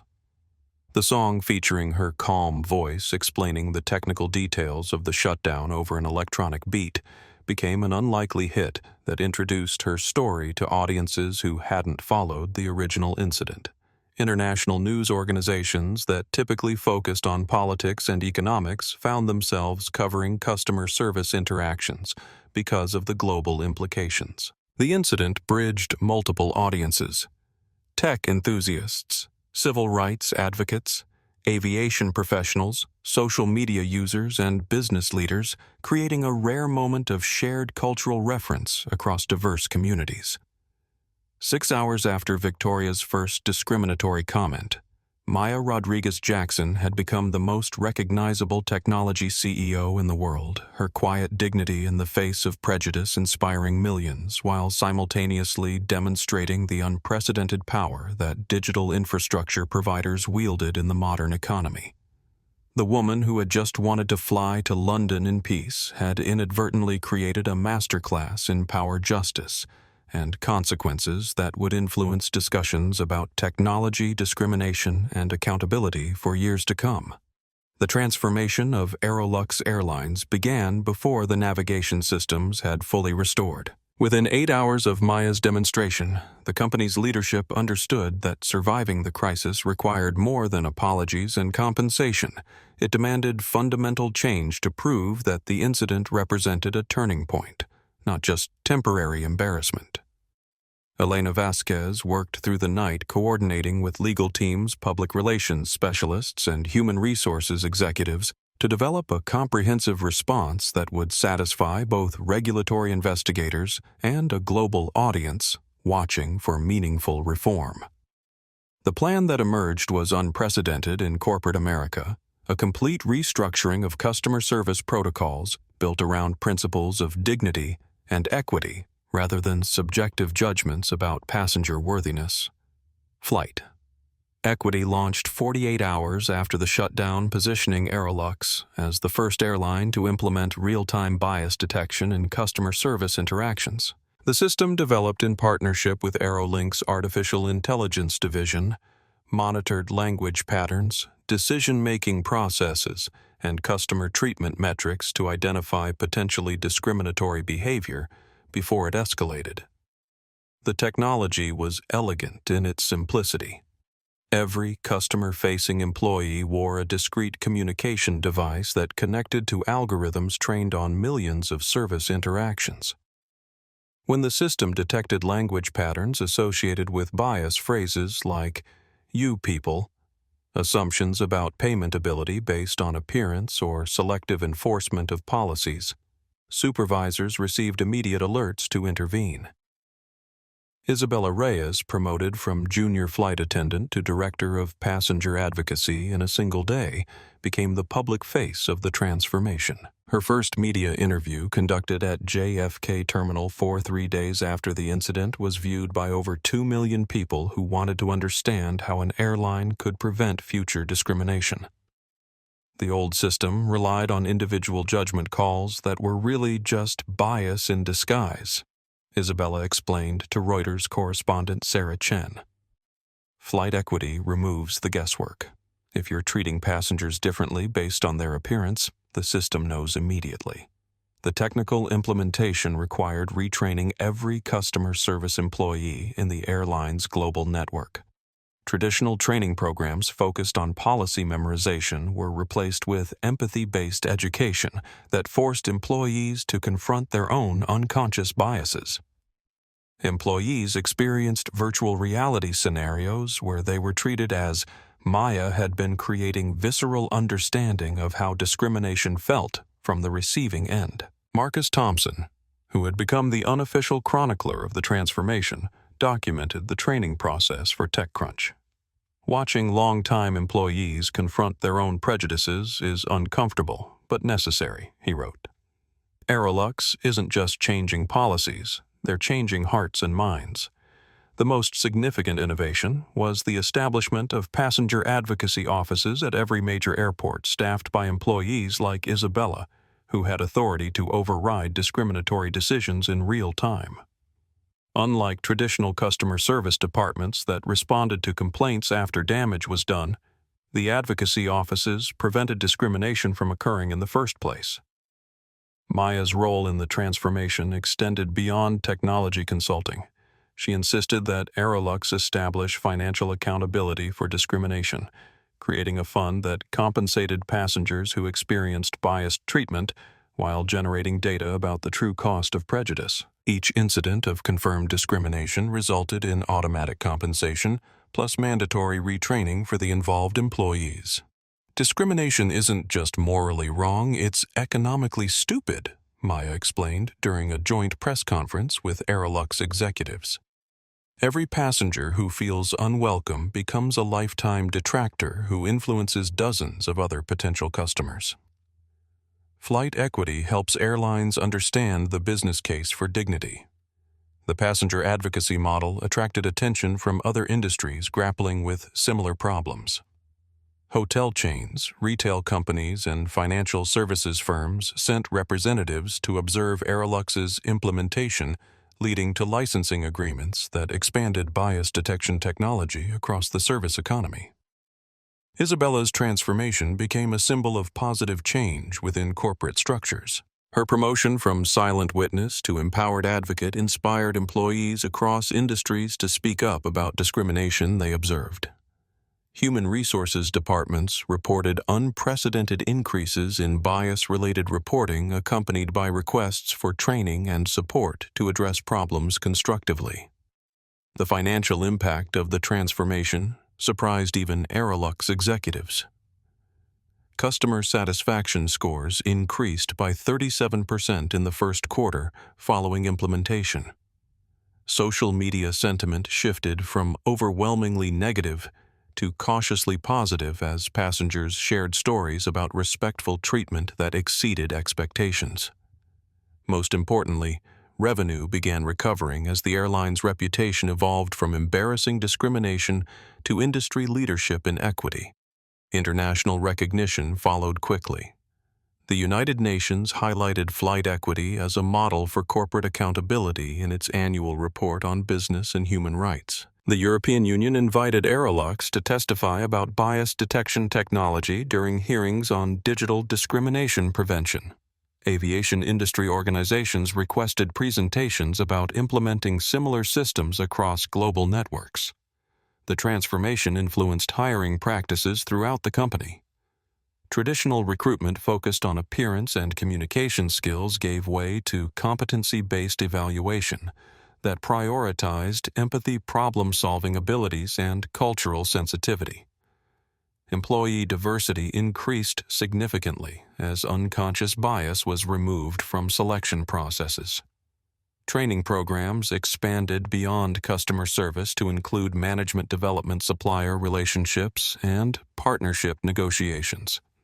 The realization that bias affected every aspect of business operations led to comprehensive organizational change that addressed discrimination at its roots rather than symptoms. Maya's collaboration with Isabella created a new model for technology implementation that prioritized human dignity alongside operational efficiency. Rather than simply installing monitoring software, they developed systems that educated employees about the impact of their behavior while providing support for positive change. The success of flight equity generated academic interest from business schools studying the intersection of technology and social justice. Case studies examining Aerolux's transformation became standard curriculum in MBA programs, while ethics professors used the incident to illustrate how individual actions could catalyze institutional change. Employee feedback revealed the psychological benefits of bias detection technology. Staff reported feeling more confident in customer interactions when they knew support systems would prevent discriminatory treatment. The fear of accidentally offending passengers decreased as employees received real-time guidance about respectful communication. The transformation extended to vendor relationships and partnership agreements. Aerolux began requiring bias training for all contractors providing customer-facing services, creating ripple effects that influenced ground handling companies, catering services, and maintenance providers. The airline's commitment to equity became a competitive differentiator that attracted partnerships with similarly progressive organizations. Within 6 months, other airlines began implementing their own versions of bias detection technology, creating industry-wide pressure to address discrimination proactively rather than reactively. What had begun as crisis management for one company evolved into a movement that influenced aviation standards globally.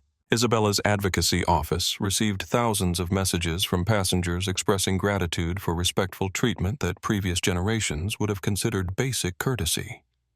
The fact that dignity had become noteworthy highlighted how normalized discrimination had become, making the transformation feel revolutionary to people accustomed to being judged by their appearance. The partnership between Maya's technological expertise and Isabella's frontline experience created solutions that addressed both the mechanics of discrimination and its human impact.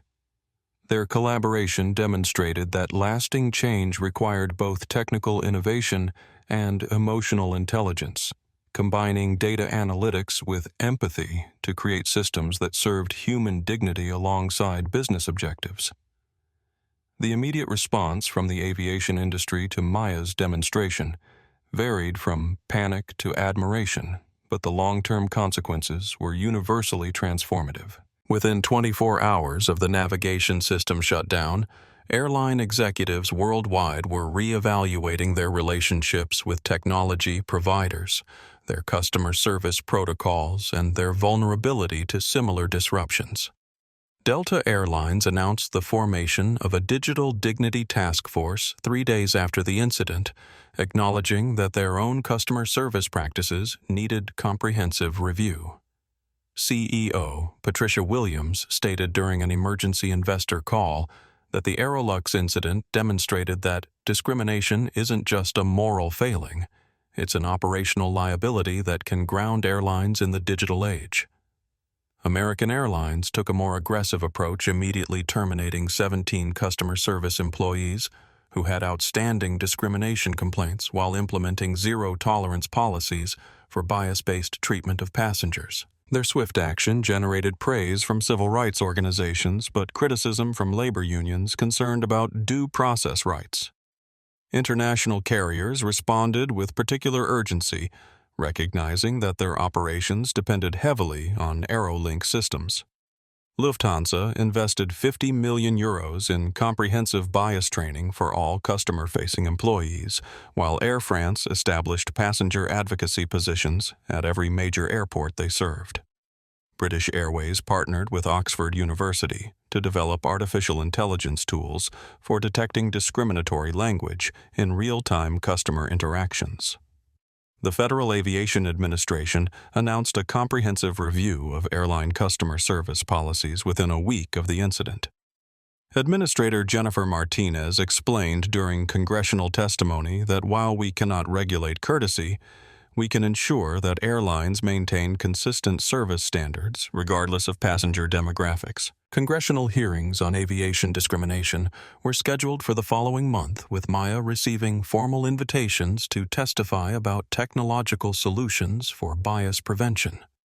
The Department of Transportation indicated that future airline operating certificates might include requirements for discrimination prevention training and bias detection systems. International aviation authorities followed suit with their own investigations.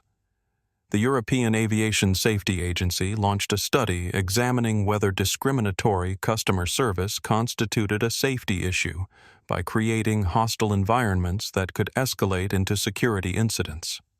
Transport Canada announced new diversity requirements for airline customer service training programs.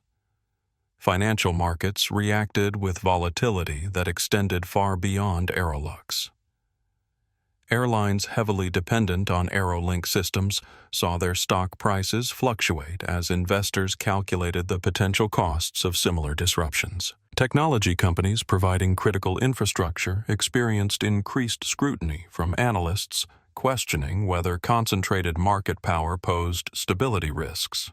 The incident influenced merger and acquisition discussions throughout the industry. Several airlines accelerated plans to diversify their technology dependencies, while others pursued closer partnerships with infrastructure providers to prevent adversarial relationships that could lead to service disruptions. Labor unions representing flight attendants and ground service employees found themselves in complex positions. While many supported efforts to prevent discrimination, they also worried about surveillance systems that monitored employee behavior in real time. The Airline Pilots Association issued a statement supporting passenger dignity while requesting input on bias detection system implementation. Airport authorities worldwide began reviewing their own customer service protocols, recognizing that discrimination incidents could affect multiple airlines operating from their facilities. Los Angeles International Airport established bias prevention training for all customer-facing employees, while Heathrow Airport created passenger advocacy positions similar to those pioneered by Aerolux. Insurance companies specializing in aviation coverage immediately began calculating the financial risks associated with discrimination incidents. Lloyd's of London developed new policy categories covering technology-related service disruptions, while other insurers increased premiums for airlines without comprehensive bias prevention programs. The incident influenced aviation industry conferences and professional development programs. The International Air Transport Association dedicated its annual meeting to discussions about dignity in customer service featuring Maya as the keynote speaker. Flight attendant training programs internationally began incorporating bias detection education alongside traditional safety and service instruction. Technology companies beyond aviation took notice of the power demonstration. Hotels, cruise lines, and ground transportation providers began evaluating their own dependencies on critical technology systems, while considering how customer service failures could trigger operational disruptions. Regulatory bodies in multiple countries announced investigations into whether concentrated control of critical infrastructure posed national security risks. The European Union initiated discussions about requiring technology companies providing essential services to maintain neutrality in customer disputes.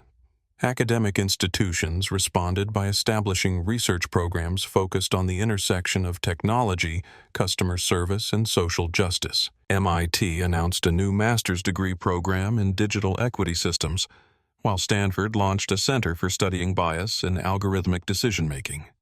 Professional associations representing customer service workers began developing certification programs that included bias prevention training as a core competency. The Customer Service Professionals Association created new standards emphasizing dignity and respect as fundamental principles of service excellence. The incident influenced corporate governance discussions across industries. Board directors at technology companies began asking about the potential for customer disputes to escalate into operational disruptions, while service companies examined their vulnerability to technology provider relationships. International trade organizations recognized the global implications of technology-enabled accountability. The World Trade Organization included digital infrastructure dependencies in discussions about fair trade practices, while regional trade agreements began incorporating provisions about non-discriminatory service standards. The transformation extended to supplier relationships throughout the aviation ecosystem. Ground handling companies, catering services, and maintenance providers began implementing their own bias prevention programs to maintain partnerships with airlines adopting comprehensive equity standards. Within 90 days of Maya's demonstration, 12 countries had announced new regulations requiring bias prevention training for customer service employees in transportation industries. The incident had evolved from a single customer complaint into a global movement for dignity in service interactions. The aviation industry's response demonstrated how quickly institutional change could occur when financial consequences aligned with moral imperatives. Maya's strategic use of technological power had created a compelling business case for treating all customers with respect, transforming discrimination from an abstract ethical concern into a concrete operational liability. The woman who had simply wanted to fly to London had inadvertently triggered the most comprehensive examination of customer service practices in aviation history, creating lasting change that would influence how service industries operated in an increasingly connected and accountable world. Victoria Ashworth's fall from airline authority to social media infamy happened faster than she could comprehend. Within hours of the confrontation, her name was trending globally as the personification of customer service discrimination.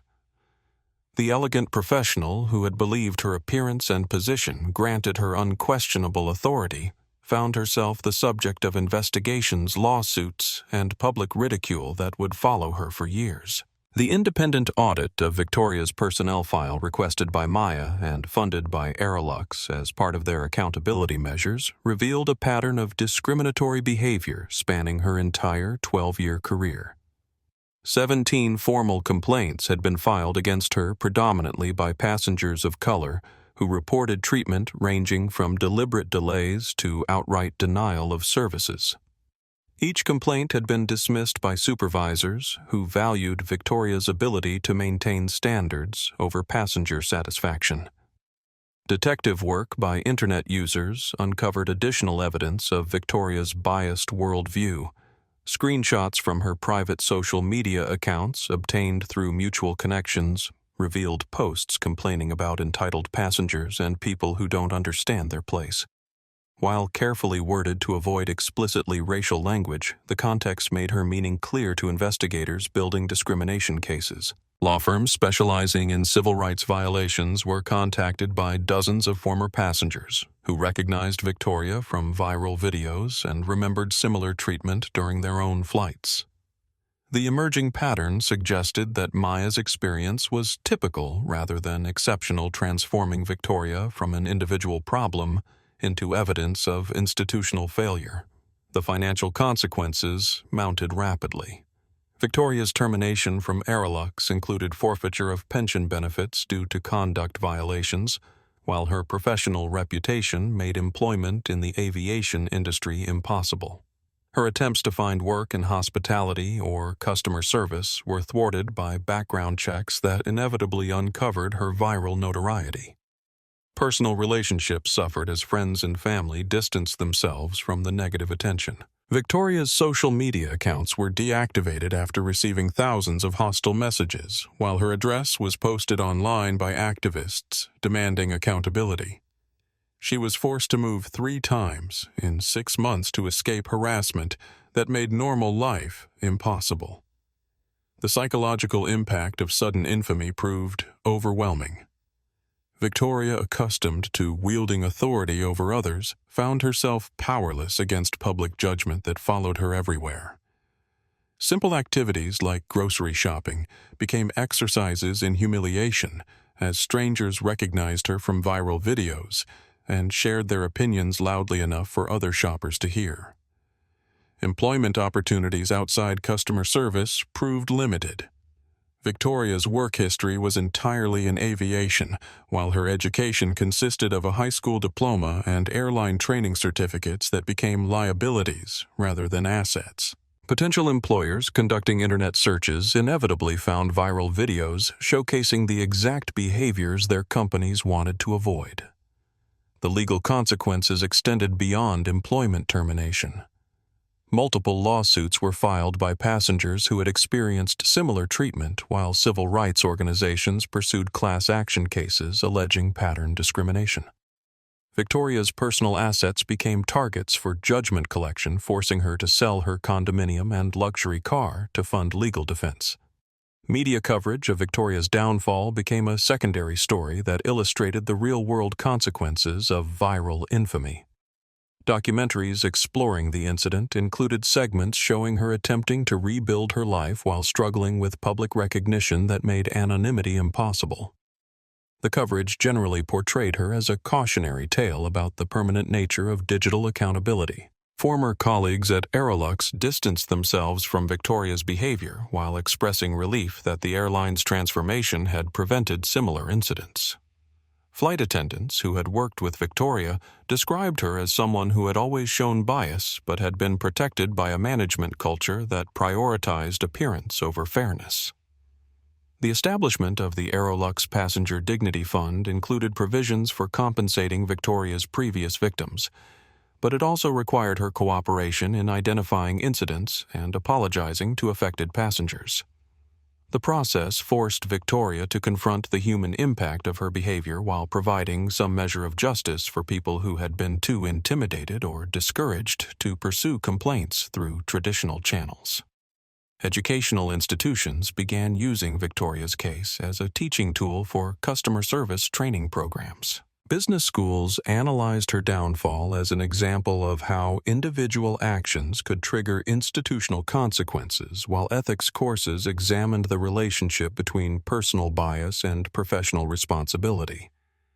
The transformation of Victoria from authority figure to cautionary tale demonstrated the evolving nature of accountability in the digital age. Her behavior, once protected by institutional indifference, became subject to immediate global judgment that created lasting consequences for discrimination that previous generations had endured in silence.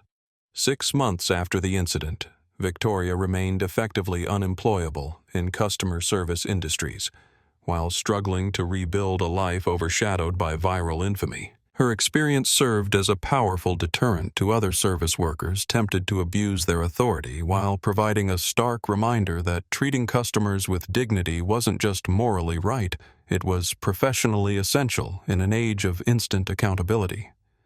The woman who had believed her position granted her the right to judge others discovered that public judgment could be swift, severe, and permanent when applied to those who abused their power. 6 months after her viral confrontation with Maya Rodriguez-Jackson, Victoria Ashworth stood behind the counter of a chain restaurant in Hoboken, New Jersey, wearing a polyester uniform that bore no resemblance to the tailored elegance she had once taken for granted. The Sunrise Diner wasn't the kind of establishment that attracted international travelers or first-class passengers.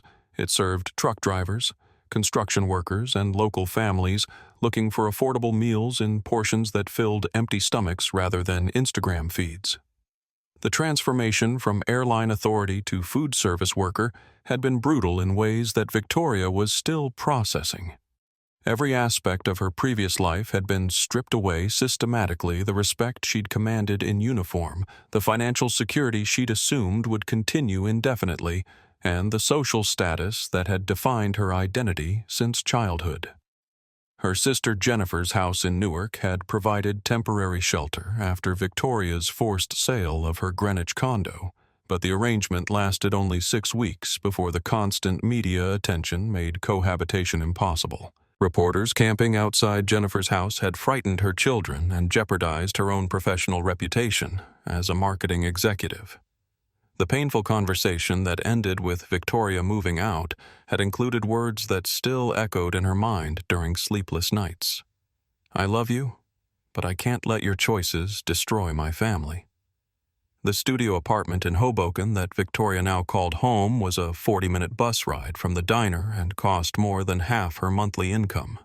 The walls were thin enough that she could hear her neighbors arguing the heating was inadequate for winter mornings, and the bathroom had persistent plumbing issues that the landlord seemed incapable of fixing. But it was anonymous in ways that her previous life had never been, and anonymity had become Victoria's most precious commodity. Working at Sunrise Diner meant invisibility among people who didn't recognize her from viral videos or news coverage. Her co-workers, mostly immigrants and single mothers working multiple jobs, had their own struggles that made Victoria's celebrity infamy irrelevant to daily survival. She bussed tables, washed dishes, and refilled coffee cups for customers who saw her as another service worker, rather than a cautionary tale about discrimination and consequences. The physical demands of restaurant work proved harder than anything Victoria had experienced during her airline career. 8-hour shifts on her feet left her exhausted in ways that international flights never had, while the relentless pace of customer service during breakfast and lunch rushes required stamina she'd never developed. Her hands, once manicured and soft, became rough and stained from cleaning supplies and hot dishwater. Management at Sunrise Diner had been clear about her limitations. No customer interaction beyond basic necessity, no social media presence, and absolutely no discussion of her background with coworkers or patrons. The owner, Maria Santos, had taken a risk hiring Victoria despite her notoriety motivated by both Christian charity and the knowledge that few people would work for minimum wage with such limited advancement prospects. The psychological adjustment proved more challenging than the physical demands. Victoria had spent 12 years believing that authority came from position and appearance, that respect was something she could demand rather than earn. Now she cleaned tables that other people had used, disposed of food that others had left behind, and served customers who barely acknowledged her existence. Her daily routine had been stripped down to essentials: wake at 4:30 a.m., bus to work, 8 hours of service labor, bus home, microwave dinner, reading before sleep. The books had become her primary escape philosophy texts, borrowed from the public library that helped her understand concepts like humility, empathy, and personal responsibility that had been absent from her previous worldview. Marcus Aurelius's Meditations proved particularly resonant during the long months of public shaming and private reflection. The Stoic emperor's thoughts on accepting circumstances beyond one's control while focusing on personal character development provided a framework for understanding her situation as an opportunity for growth rather than merely punishment. Social isolation became both a burden and a necessity. Former friends from her airline career had distanced themselves, immediately protecting their own reputations from association with discrimination scandals. Attempts at dating proved impossible when potential partners inevitably discovered her identity through internet searches that revealed viral videos showcasing her worst moments. Even casual social interactions were complicated by the risk of recognition and subsequent harassment. The financial pressure was constant and humbling. Victoria's previous lifestyle had included expensive clothing, regular spa treatments, luxury vacations, and the kind of casual consumption that came from steady income and predictable employment. Now she clipped coupons, bought generic groceries, and calculated whether bus fare was worth the trip to slightly cheaper stores across town. Legal bills continued to accumulate as discrimination lawsuits progressed through court systems. Victoria's attorney had negotiated payment plans that stretched her limited resources, while the psychological stress of depositions and settlement negotiations added emotional weight to her already difficult circumstances. Each legal proceeding forced her to relive the incident and confront the harm her behavior had caused to passengers who had trusted airlines to treat them with basic dignity. The isolation was broken only by mandatory counseling sessions required as part of settlement agreements with discrimination victims. The therapy forced Victoria to examine the beliefs and assumptions that had led to her behavior, challenging worldviews that had been reinforced by privileged upbringing and professional environments that rewarded bias disguised as standards. Sleep came fitfully interrupted by anxiety about finances, regret about choices, and uncertainty about future possibilities. Victoria's dreams often featured scenarios where she could undo the confrontation with Maya, where she could somehow reclaim the life and identity that had been lost in a moment of arrogant judgment. The most painful aspect of her transformation was the realization that her previous behavior had been neither exceptional nor accidental. Reading about her case in academic papers and news articles forced Victoria to confront the reality that she had been part of an institutional pattern of discrimination that had harmed countless passengers who lacked Maya's power to demand accountability. Her perspective on customer service had been fundamentally altered by experiencing it from the other side. Watching how some customers treated restaurant staff with the same dismissive arrogance she had once displayed forced Victoria to recognize the human cost of prejudice and entitlement.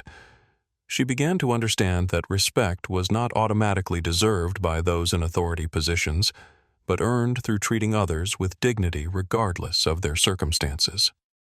The woman who had once believed that her uniform granted her the right to judge others now understood that true authority came from service, not status. The transformation was painful, incomplete, and ongoing, but it represented the beginning of wisdom that Victoria had been incapable of accessing when her identity was defined by the power to exclude rather than the responsibility to include.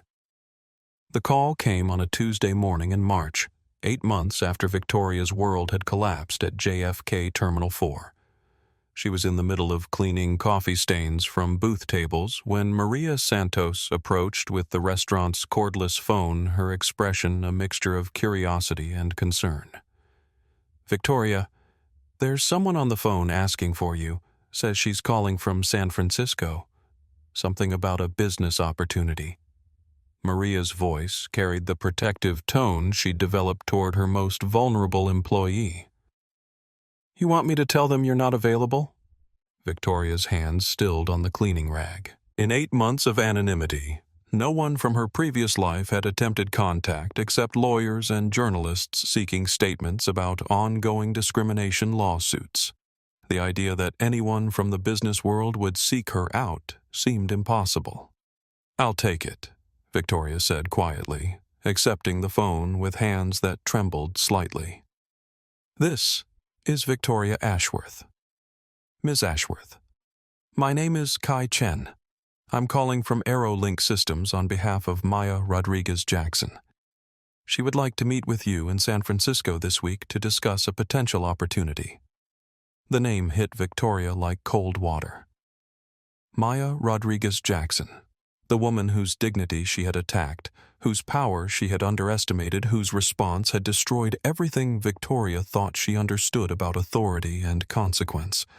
The woman who had every reason to want nothing to do with her except perhaps to witness her continued downfall. "I think there's been a mistake," Victoria managed. "Maya Rodriguez-Jackson has no reason to want to see me. Ms. Rodriguez-Jackson specifically requested this meeting." Kai continued with professional patience. "She's prepared to cover all travel expenses and accommodation. The meeting would take place at AeroLink headquarters this Thursday at 2 p.m. Pacific Time."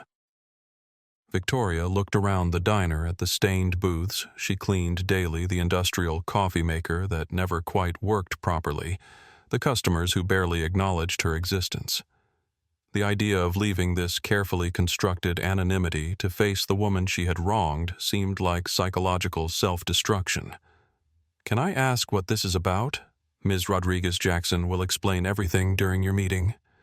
I can tell you that this is a legitimate business discussion, not a publicity stunt or legal proceeding. She simply wants to talk." The word business seemed almost incomprehensible in Victoria's current context. Business meant conferences and negotiations and partnerships, things that belonged to a world she'd been permanently exiled from. The suggestion that Maya might have anything resembling a business proposition defied every assumption Victoria had made about her future. "I don't understand," Victoria said honestly. "After what I did, why would she want to see me? I think that's something she should explain herself," Kai replied. "Should I arrange the travel?" Victoria's instinct was to decline to maintain the protective isolation that had become her only defense against a world that judged her harshly and publicly. The thought of facing Maya in her corporate environment, surrounded by the success Victoria had helped catalyze through her destructive behavior, seemed like a special form of torture. But curiosity warred with self-preservation. 8 months of reflection had taught Victoria that running from consequences rarely led to resolution, while confronting difficult truths occasionally opened paths toward redemption. Maria had granted her Thursday off without explanation, as if sensing that Victoria needed space to process whatever was happening. The flight to San Francisco was Victoria's first time in an airport since her termination. Walking through terminals that had once been her professional domain felt surreal, like visiting a city where she'd once lived but could no longer afford. Other passengers moved with the casual confidence of people who belonged in these spaces, while Victoria felt like an intruder who might be recognized and exposed at any moment. Aerolink Systems' headquarters in South Bay exceeded Victoria's expectations for understated corporate power. The building's clean lines and abundant natural light conveyed technological sophistication without the aggressive showiness of traditional corporate monuments. Employees moved through glass-walled spaces with purpose and energy that suggested they enjoyed their work rather than merely enduring it. Kai Chen met Victoria in the lobby, a young man with kind eyes and professional bearing who treated her with courtesy that felt genuine rather than performative. The elevator ride to Maya's executive floor passed in silence, with Victoria trying to prepare mentally for a confrontation she couldn't predict or control. Maya's office reflected the same understated confidence as the building itself. Floor-to-ceiling windows offered panoramic views of the Bay Area, while minimal furniture and clean surfaces suggested someone comfortable with power but unimpressed by its typical trappings. Maya sat behind a simple desk that held only a laptop and a single printed document. She looked exactly as Victoria remembered, composed, intelligent, and possessed of the quiet authority that Victoria had failed to recognize 8 months earlier. But now, in her own environment, Maya's power was unmistakable in ways that had been invisible when she was wearing a hoodie in an airport gate. "Hello, Victoria." The sound of her name, spoken without anger or judgment, caught Victoria off guard. She had expected confrontation, accountability demands, or public humiliation designed for social media consumption. Instead, Maya's tone was neutral, curious, like a scientist observing an interesting specimen. "Miss Rodriguez-Jackson." Victoria's voice was hoarse with nervousness. "I don't understand why I'm here. If this is about the settlement money, I'm making payments as agreed. If it's about a public apology..." "It's not about money or apologies," Maya interrupted gently. "Please sit down. I want to ask you about what you've learned." Victoria took the chair opposite Maya's desk, noting how the power dynamic had shifted completely from their first encounter. Then Victoria had believed she held authority while Maya had seemed powerless. Now the reality of their relative positions was undeniable, making Victoria's previous arrogance seem even more foolish in retrospect. "What I've learned," Victoria repeated, "over the past 8 months. About yourself, about the choices you made, about why you treated me the way you did." Maya's expression was patient but penetrating. "I'm genuinely curious about your perspective now that you've had time to reflect." The question forced Victoria to confront truths she had been avoiding even in private moments. The therapy sessions required by legal settlements had begun the process of self-examination. But Maya's direct inquiry demanded honesty at a level that felt both terrifying and necessary. "I learned that I was nobody," Victoria said quietly. "I learned that the uniform gave me the illusion of power, but real power, the kind you have, comes from building something valuable. I thought I was protecting standards, but I was just projecting my own insecurity onto passengers who didn't look like they belonged in the world I wanted to control." Maya nodded encouragingly. "What else I learned that treating people with dignity isn't something you do because they deserve it. It's something you do because of who you choose to be. And when I chose to humiliate you, I was revealing who I really was underneath the professional facade." The honesty felt like removing a bandage that had been protecting a wound that needed air to heal. Victoria hadn't spoken these truths to anyone, not to her therapist, not to the lawyers, not to herself in the privacy of her cramped apartment. But Maya's presence seemed to demand authenticity in ways that Victoria was only beginning to understand. "That's a good start," Maya said. "Are you ready to do something with what you've learned?" Maya stood and walked to her office window, looking out at the bay where cargo ships moved like slow-motion chess pieces across water that reflected the afternoon sun. When she turned back toward Victoria, her expression carried the kind of gravity that preceded life-changing conversations. I'm launching a new division of AeroLink focused on bias prevention in customer service, Maya said. We're developing artificial intelligence systems that can detect discriminatory language and behavior patterns before they escalate into incidents like ours. The technology is sophisticated, but it needs to be trained on real-world examples of how bias manifests in service interactions. Victoria listened with growing confusion. The direction of the conversation seemed to be leading toward something impossible, the suggestion that her humiliation and downfall might somehow contribute to preventing similar incidents for others. I need someone who understands bias from the inside, Maya continued. Someone who can identify the thought patterns, assumptions, and language choices that lead to discriminatory treatment. Someone who knows how prejudice disguises itself as policy enforcement or professional standards. The implication was slowly becoming clear, but Victoria couldn't quite believe what she was hearing. You want me to work on bias prevention? I want you to be my subject matter expert on customer service discrimination, Maya said plainly. Unfortunately, your behavior at JFK made you uniquely qualified to understand how prejudice operates in service environments. You're an expert in what not to do, which makes you valuable for teaching others how to do better. Maya returned to her desk and slid the printed document across to Victoria. It was a job offer, modest salary benefits package, and a title that read, Human Bias Consultant Customer Experience Division. Victoria stared at the paper, reading the same words repeatedly without fully processing their meaning. After 8 months of public shame and professional exile, the woman she had wronged was offering her employment in the industry she'd been permanently barred from. Why, Victoria asked, her voice barely above a whisper. After what I did to you, after the lawsuit and the media coverage and the damage to your reputation, why would you help me? Maya's smile was thoughtful rather than warm. Because leaving you to suffer in a diner is easy, Victoria. It's what everyone expects. It's what the internet wants. But I don't do what's expected. She leaned forward slightly, her dark eyes intense but not unkind. I see broken systems everywhere I look, in airlines, in hotels, in restaurants, in every industry where people are judged by appearances rather than treated as human beings. You're a broken system, Victoria. The question is whether you can be repaired or if you need to be permanently deleted. The metaphor wasn't lost on Victoria.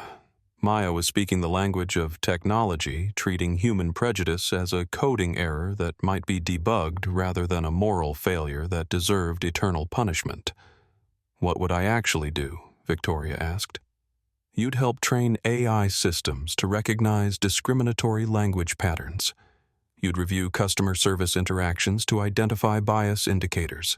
You'd participate in educational programs for service industry employees.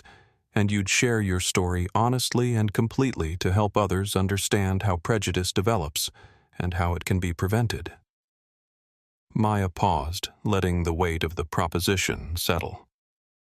It's not a charity position, Victoria. It's demanding work that requires you to relive your worst moments repeatedly while helping others learn from your mistakes. But it's also the only way you'll ever rebuild credibility in an industry that currently sees you as toxic. Victoria looked again at the job offer, noting the modest salary that would still represent a significant improvement over restaurant work. But more than the financial security the position offered, something she had thought permanently lost the possibility of professional redemption through meaningful contribution. There's one condition, Maya added. You wear a hoodie to work every single day. The same kind I was wearing when you decided I didn't belong in first class. The symbolism was clear and deliberately uncomfortable. The hoodie would serve as a daily reminder of the prejudices Victoria had acted upon while forcing her to experience how others might judge her based on clothing choices rather than professional competence. You want me to understand how it feels to be dismissed because of how I dress, Victoria said. I want you to remember that dignity doesn't depend on designer uniforms or perfect makeup, Maya replied. The moment you start judging people by their appearance again, the moment you think you're better than someone else based on superficial characteristics, you're out. Permanently. Victoria imagined herself in Aerolink's sleek offices wearing a hoodie while surrounded by colleagues in business attire, experiencing the kind of visual incongruity that might trigger exactly the judgments she had once made about others. The prospect was humbling but also appropriate in ways that felt like justice rather than punishment. "People are going to say you're crazy for hiring me," Victoria said. "Your employees, your board of directors, your customers, they're all going to question your judgment." "Let them," Maya said with quiet confidence. "I've never built anything worthwhile by doing what people expected. Besides, our success won't depend on what people think about my hiring decisions. It will depend on whether we can prevent other passengers from experiencing what I experienced." Victoria picked up the pen Maya had placed beside the contract. Her hand shook slightly as she considered signing her name to an agreement that would transform her from cautionary tale to change agent, from symbol of prejudice to advocate for prevention. "I don't deserve this opportunity," Victoria said. "Probably not." Maya agreed. "But deserving isn't the point. Learning is the point. Growing is the point. Using your experience to help others avoid your mistakes. That's the point." Victoria signed her name at the bottom of the contract, the ink formalizing a partnership between victim and perpetrator that defied every expectation about justice, forgiveness, and redemption. When she looked up, Maya was watching with an expression that suggested this moment was as significant for the giver as for the receiver. "Don't thank me yet," Maya said. "This is going to be the hardest work you've ever done, but at least this time you'll be working to build something instead of tearing it down." 1 year later, the transformation was evident everywhere Maya looked, from the industry conferences where bias prevention had become the dominant theme to the daily operations of airlines that had revolutionized their approach to customer service. The incident that began with Victoria's discriminatory judgment had catalyzed changes that extended far beyond aviation into hospitality, retail, and virtually every industry where human dignity intersected with commercial service. Flight Equity's success exceeded every projection. The AI system had prevented over 800 documented incidents of discriminatory treatment across 15 airline partners, while identifying patterns of bias that had previously gone unrecognized by management. Customer satisfaction scores among participating carriers improved by an average of 42%, while discrimination-related lawsuits decreased by 78%. Isabella Reyes had become the public face of passenger advocacy, speaking at international conferences about the practical implementation of bias prevention systems. Her promotion from silent witness to industry leader inspired thousands of service workers to speak up about discrimination. They observed creating a cultural shift that valued dignity alongside efficiency. Victoria's role as human bias consultant had evolved beyond anyone's expectations. Her daily work analyzing discriminatory language patterns and training service industry employees required confronting her own prejudices repeatedly, while her public speaking engagements about the consequences of bias had reached over 50,000 customer service professionals worldwide. The hoodie she wore to work every day had become a symbol of transformation rather than humiliation. The partnership between Maya and Victoria defied every traditional narrative about justice and redemption. Rather than seeking permanent punishment for discrimination, Maya had chosen to convert her antagonist into an advocate for change. The strategy proved more effective than any legal settlement could have been, demonstrating that rehabilitation often served justice better than retribution. Congressional hearings on aviation discrimination had resulted in new federal regulations requiring bias prevention training for all customer-facing transportation employees. The Department of Transportation established a national database for tracking discrimination incidents, while the FAA incorporated dignity standards into airline operating certificate requirements. International aviation authorities followed the American model with their own bias prevention mandates, The European Union required discrimination monitoring systems for all member nation carriers, while Asian aviation markets invested billions in customer service equity training. Maya's confrontation with Victoria had become a global case study in how individual incidents could trigger institutional transformation. The financial impact validated Maya's business approach to social justice. Airlines participating in flight equity programs reported increased customer loyalty, improved social media sentiment, and higher employee satisfaction rates. The business case for treating customers with dignity had been proven with data that convinced even skeptical executives focused primarily on profit margins. Academia embraced the incident as a teaching tool across multiple disciplines. Business schools used the case to illustrate crisis management and stakeholder relationships, while ethics courses examined the intersection of technological power and moral responsibility. Communication programs analyzed how social media could amplify individual incidents into movements for change. The technological innovations that emerged from bias prevention research influenced artificial intelligence development beyond customer service. Healthcare systems adopted similar monitoring tools to ensure equitable treatment, regardless of patient demographics, while educational institutions implemented bias detection in admissions and academic evaluation processes. Victoria's transformation had become legend among customer service workers struggling with their own prejudices. Her speaking engagements regularly filled auditoriums with employees eager to understand how unconscious bias manifested in their daily interactions with customers. The woman who had once embodied discrimination now helped others recognize and overcome their own limitations. Maya's vision of technology serving social justice had attracted partnerships with civil rights organizations, government agencies, and international human rights groups. Aerolink's Bias Prevention Division had grown into a standalone company that licensed its systems globally while maintaining the mission of ensuring dignity in commercial interactions. The personal relationship between Maya and Victoria remained complex but productive. Their weekly meetings combined business planning with ongoing discussions about prejudice power and personal growth. The dynamic illustrated how former adversaries could become collaborators when shared purpose replaced mutual antagonism.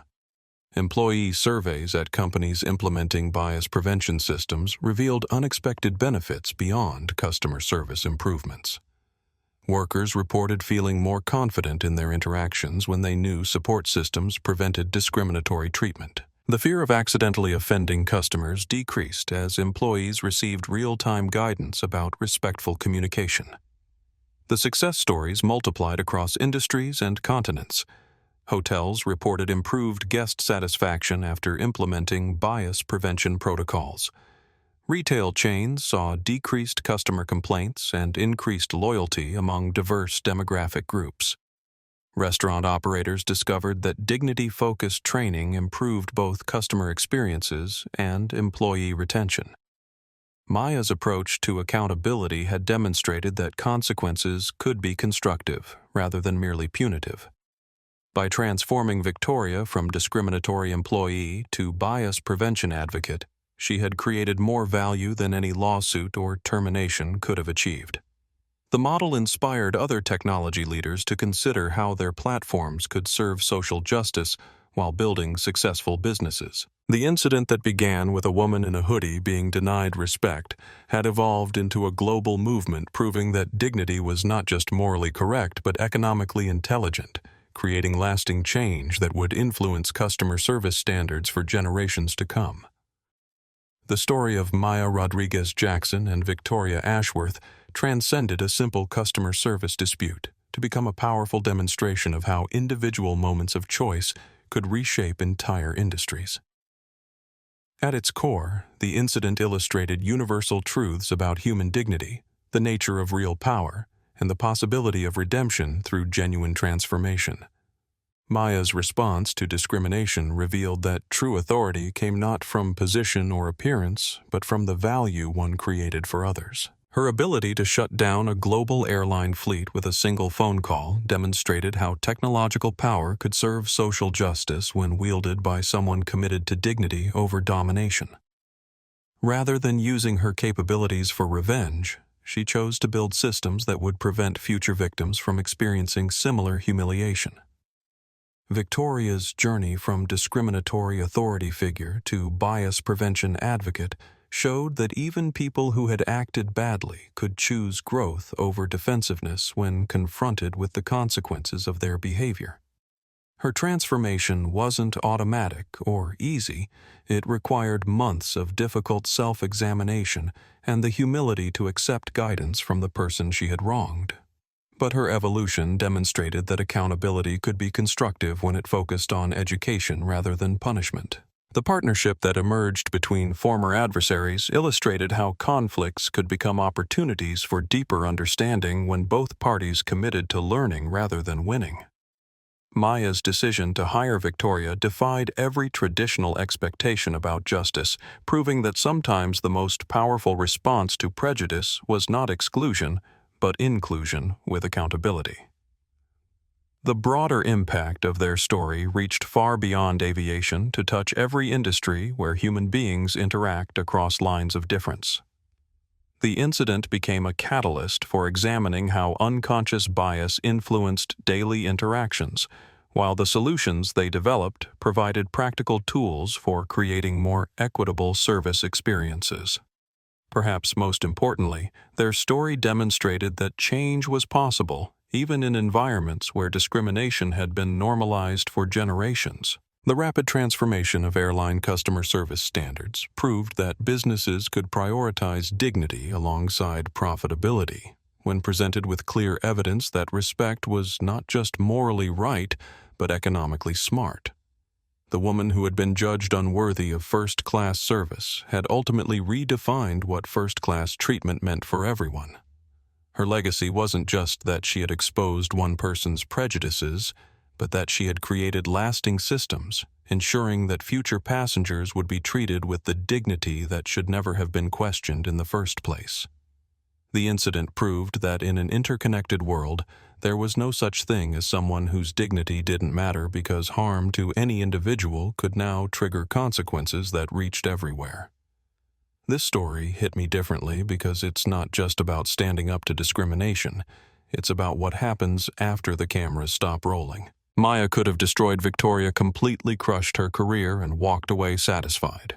Instead, she chose something much harder: transformation over destruction, accountability over punishment, building something better instead of just tearing down what was broken. What strikes me most about Maya's approach is how she understood that lasting change requires changing hearts, not just headlines.